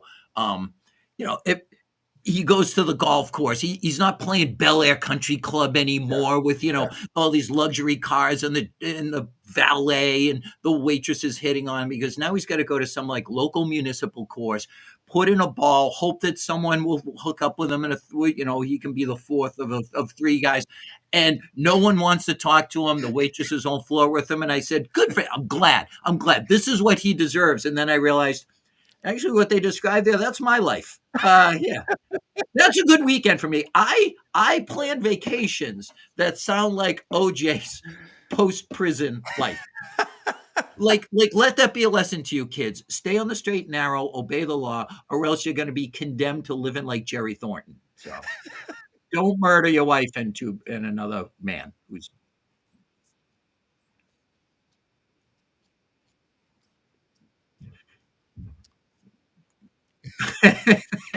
Well, he lives right across the street from Plymouth Pebble, basically. So, yeah, it's Plymouth Rock. If you've never seen Plymouth Rock is about that big. Yeah. Less interesting than Plymouth Rock is hanging out by there and watching the tourists come and look at it and realize we came to see this. And I'm like, hey, you know what? We don't, it's no false advertising. It's a rock. We put the word rock right in the title. You could give it, strobe lights and set it to a electronic dance beat. It's still just a rock. My teacher, Miss Cunningham, 4th grade, Drum Rock Elementary School, part of Windman and Tollgate, which Drum Rock does not exist anymore. 4th grade, we take a field trip from Warwick, Rhode Island to Plymouth, which is probably with about an hour, 40 minutes, 45 minutes, more than likely. And when we got there, I really thought somebody was making it up. This is 1976 or 77. I thought somebody was making it up. And I'm like, that's it? Now, I know it's gotten smaller over the years, too, because of erosion, but it was small. And I was like, I was really... I don't know what my expectations were something biblical, sort of. I don't know. Something I could at least wow, you know. But it was a rock like Yeah. that big. I'm like, I Yeah. skipped bigger stones in the beach than that. You know, I'm going to blame your teacher for not tamping down your expectations. Like that's definitely one of the situations where you want to under promise and over deliver. And she did the opposite. And right nearby too is the Mayflower, or Yep. the Mayflower 2, as it's called, because it's made of fiberglass and was built in like 1968 in like Chelsea, Mass, or whatever. But okay, yeah. No, I mean, I love our history in the Commonwealth. There's a lot of it, but man, that's about as disappointing. I can't think of, there's Stonehenge. I mean, not Stonehenge. It's not those statues aren't that big. They're huge. I mean, they're not that small. They're huge. I mean, I'm trying to think of something. Right. This is the a equivalent wonder of of the the world. Stonehenge that they lowered on the stage during This Is Spinal Tap. Yeah. It's. I have a question. Are we going to do Stonehenge today? No, we're not going to do fucking Stonehenge. Oh my It God. absolutely is. 5 years ago, I guess, I was dating a young woman and I showed her that movie, not telling her it was a litmus test. If she didn't think it was funny, I wasn't going to sure that, that we would have a future. And she's upstairs right now. Yeah, we've been married ever since.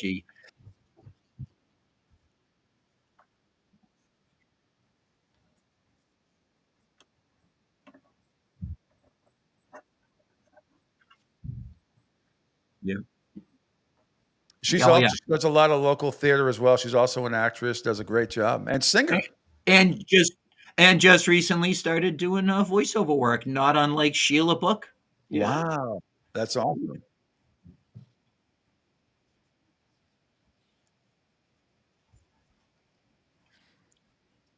Yeah, you're not going to get down. You're going to get down there for spring training, because Sheila Yes. only lives a couple towns over from me. It's on. It's so on. The middle 2 weeks of March. I'm gonna be down there for St. Patrick's Day. Oh, where are you staying? It's an Airbnb in a town. Well, Like no, one of the towns next to Fort Myers or whatever. Fort Myers, So, yeah. Bonita or Estero, or no, that's too far. The Irish Rose made the booking. I just kind of go, sure, okay. Oh, we're just tell me definitely when, getting. just Oh block my it up. God, you're coming But yeah, over. We'll get Sheila and Joe coming over. We'll have a. Really looking spent forward to this. $250 less at my clubhouse last year. We under budgeted. So you had to pay that. So we'll just go have a big party over there and do at my clubhouse and outside and just do it up and drinks and food and get to the $500 quota. I've never been to. I've never Oh, been you to spring crashed. training in my life because part of the reason is March is the one month where there's no school holidays at all. It's 31 days of just straight, even even Irish Christmas sometimes falls like on a Wednesday. So I've really got to do the cry for help and like, okay, I'm taking some time off. Why? Because I'm gonna drink with a lot of obnoxious mix like myself. Now, is it just you and Ann coming down? Just the two of you? Yeah, Okay. well, we're gonna have family coming and going Okay. different times. Yep.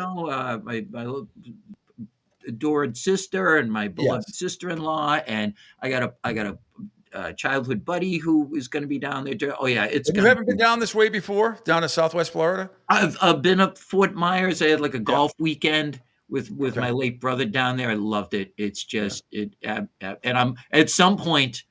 I know they're not a sponsor of yours. I don't mean to give anyone a full. No, but I gotta get back to a Waffle House. That's where I really feel like I'm experiencing the culture. You know what I mean? It's like it's like going to the Vatican when you're in there's so Rome. many other breakfasts. I have never been in one. Never. There's one about 3 miles. There's one about 3 miles from us, 4 miles from us. That is it seems cleaner than most down here. But yeah.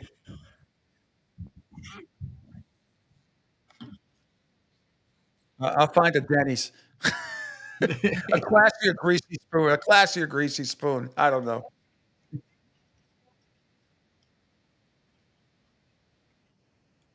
Maybe I'll set an alarm and go in there at like 3 a.m. just to see what it's like, just to take that descent into the ninth circle of Dante's Inferno. The haunted court-martial GIs. People who have been abducted by aliens.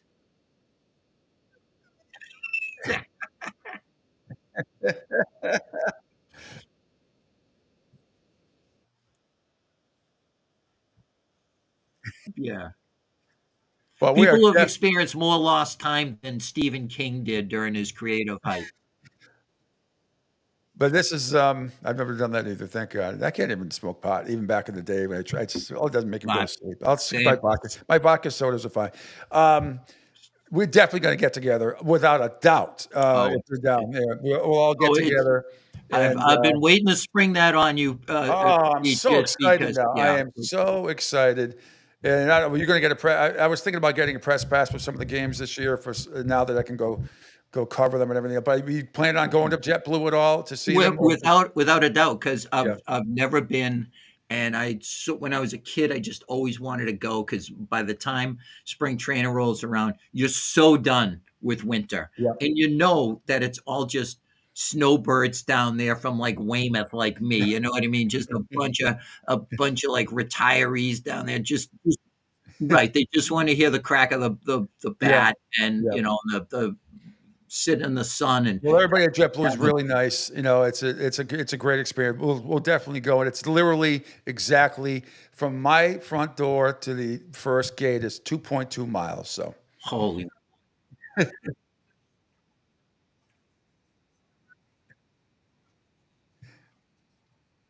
Good. That's a promise I am not making, the sobriety thing. I'm not going down there to, get on the bright. Going down to enjoy my school. Yeah. And happy hour down here is off the chart. I mean, and all day happy hour. I mean, it is in most of the bars and restaurants. When you have, and I love the Deck Bar in Cape Coral. You would love that. I got to take you there, Jerry. It's the ultimate 5-star dive bar. When you go there, they open up at 7 o'clock in the morning. When you have early happy hour from 8 to 10 a.m. in the morning, and it's $2 drinks, drinks and beers, you're in the right spot, baby. Man, we're staying in Cape Coral. That's where the Airbnb is. Fantastic. Oh, yes. So, and you know what? My plan the whole time was to just anywhere I go, if there's a line or whatever, reservations were booked, I'm just going to say, do you know who I am? I'm a close personal friend of Pete Sheppard's. Yeah. And see if that. So you're going to be on the canal, but I'm sure the manager comes out of the back like he's all nervous. It'd be like Ray Liotta in the Copa scene, like, oh, they just put a table right down front. Now I'm throwing the Sheila Book name around like we're old friends. Yes, no, that's not true. Especially in Cape Coral, we're both pretty well known. I love. So you must be sitting in a night. You'll be on the canal. I'm sure you have your own pool as well. I guarantee it. I know you're going to be on the canal, and I have a lot of friends that live out there. So that's only 20 minutes away. That's not a big deal at all. I know every place in Cape Coral, every single place that you could possibly want to go to, and you'll love it. You'll absolutely love it. I'm gonna buy a French cut bathing suit. Going all out. I mean, first of all, he's Irish and he's going to be in the pool, so I don't know. You didn't tell her about the shrinkage. What was Elaine's line? I don't know how you walk around. Yeah, how do you guys walk around with one of those things? Yeah, not my wife, Elaine on Seinfeld, but she has enough Seinfeld jokes for me. Hello.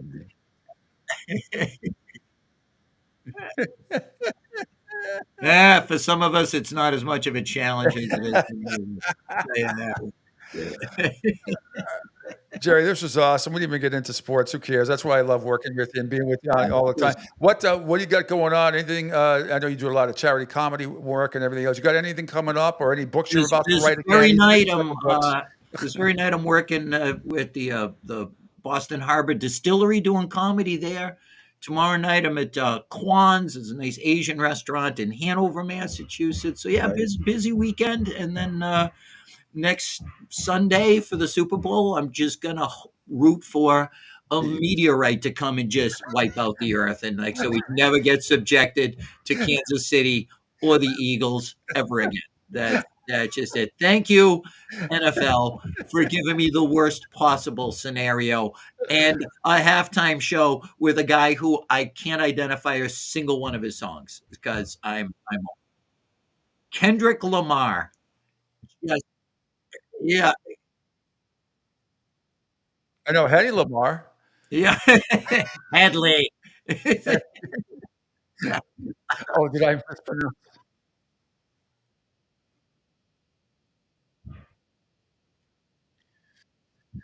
Well, only on overseas can you do those bets. Only on overseas, but there is something out there overseas. You can't do it on any of the local apps, but you can do it overseas. And I've heard he's going to propose and then retire. You know what? If he could do that, rip off that Band-Aid, then he can fade into oblivion and we never have to I never have to listen to him talk with that fake black scent that he uses. You know what I mean? I don't have to see him grab the microphone away from Patrick Mahomes and just talk nonsense that he has. At the White House, he tried to pull that, the mic away from Mahomes, who wouldn't let him do it. And at that point, I wanted Biden to just grab the Medal of Freedom and put it around Mahomes' neck and say, thank you, you spared America from this overexposed moron. He's like the Secret Service didn't whack him. I mean, or literally hit him. You know what he did? Back off. You know how TV just gloms onto this one person. They always have to do the cutaways and see the reaction. At some point, a UFO is going to land on the 50-yard line, and they're going to do. And look at Travis Kelce's reaction to fight. You tell me he's not excited to find out that we're not alone in the universe. We've made first contact, and look at the look on Travis Kelce's face. And I feel like I was in on the ground floor being done with this guy long before he started dating a pop star. I was done, and then they just started adding. Him and the insurance commercials or whatever. Yeah. Okay. Yeah. Oh, yeah. The same with Donovan McNabb. I had that first back in the day, and then, but I do like Jason Kelce. I think he's funny. I think he does. I like Jason a lot better than Travis. He's fast approaching the being overexposed too. But there was a video of him about 2 or 3 weeks ago after one of the games, leaving the stadium, and I hear the pounding. Yeah, that's going on. So these abusive fans were screaming at him for not coming over and giving him an autograph, and he capitulated. And I wish he hadn't. Yeah, but he went over and he was just so measured and mature and kind with this guy that the guy started apologizing. But I mean, I think that speaks to Jason Kelce's character. I think he's genuinely a good guy. It's just. Can we find somebody to endorse products on commercials that aren't one of the Kelce brothers, the Manning brothers, Mahomes, Snoop, or Kevin Hart? Is there anybody else that can sell a thing? LeBron. That same, what I just mentioned, 7 people, 8 people. Yeah. Okay. Please. Really? Okay, so your friend Sheila has got Kevin Hart over. I don't know. She's disappeared. But hang on. You never know what's going to happen on this show. No, you don't. Oh, you got a cutout of him. Oh, I can't. Except the cutout is twice his size. It is twice his size. Oh, that's fantastic. Sheila, your personal life is your own, but did you just go get that out of the bedroom? Got it. I wouldn't judge. Okay, so perfectly healthy. It's like a Family Guy when Peter was sleeping with what's her name, the cutout. Remember, Kathy Ireland. Oh, Kathy Ireland, that just lives forever. You kids will never know what it was like when they used sex to sell things. It was just the Super Bowl ad. You'd stop. It'd be the GoDaddy girl where she's testifying in front of Congress and her top keeps coming off. It was Sidney Crawford walking across a parking lot to get a soft drink out of a vending machine. Oh, yes. Yep. She was. Oh, man. All right, you guys. Okay, here's the idiot dad. Oh, he did something dumb. He fell out a window because he was trying to get a Bud Light or whatever. That's an institution. Remember the old Tab Cola commercial with this beautiful woman with unbelievable body and huge boobs and skinny, and it's like Tab Cola, what a beauty. And the guy his wife is right next to him. It's a classic. And this woman just walks up, and he looks up, and just mouth drops open. And his wife picks up the cooler, very pleasantly, by the way, and just dumps the ice on his head. Like cool. But it was very effective. It was done in a very, very funny way. But remember the Tab Cola commercial back in that was a classic. If you've never seen it, YouTube it. And the greatest ad campaign of all time just lost one of its biggest star, Bob Uecker, in those Miller Lite ads. If you didn't live through those, you'll never be. I can't explain them. If you did, no explanation is necessary. Greatest ad campaign of all time. God rest his soul. Mm-hmm. Agreed. One of the best. All right, you guys, it's the weekend. It's 10:05. So, Jerry, this was awesome again at Barstool. Sheila, you're the best, and I can't wait for all of us to meet up. And when you get down here in a couple of months. Oh yeah, or 6 weeks. It just cut my winter short by like 3 weeks, and I'm couldn't be more excited. So the problem is, Jerry, you're never going to want to leave. Wouldn't be the worst thing. All right, guys, really appreciate it. Thanks for having me on. It was a pleasure to make your acquaintance, Sheila, and we'll talk soon, Pete. Absolutely. Sometime we'll have both of you on at the same time visually, if I can, when Angel is back, but I can't do it. So anyway, all right, Jerry.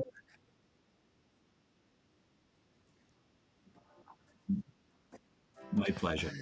You're funny, man. Eddie Murphy, fuck you. Sheila, thanks so much. It is that time. If you have anything coming up you want to plug, go ahead, plug away. Otherwise, I'll get in touch, and maybe I think we should talk again on Monday. This is great.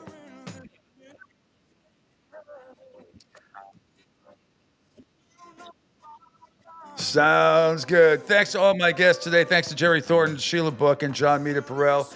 Super Bowl week next week in New Orleans. I will not be there. I'll be in Fort Myers. I'm watching Sheila and Kevin Hart. We'll do this fade off into the sunset.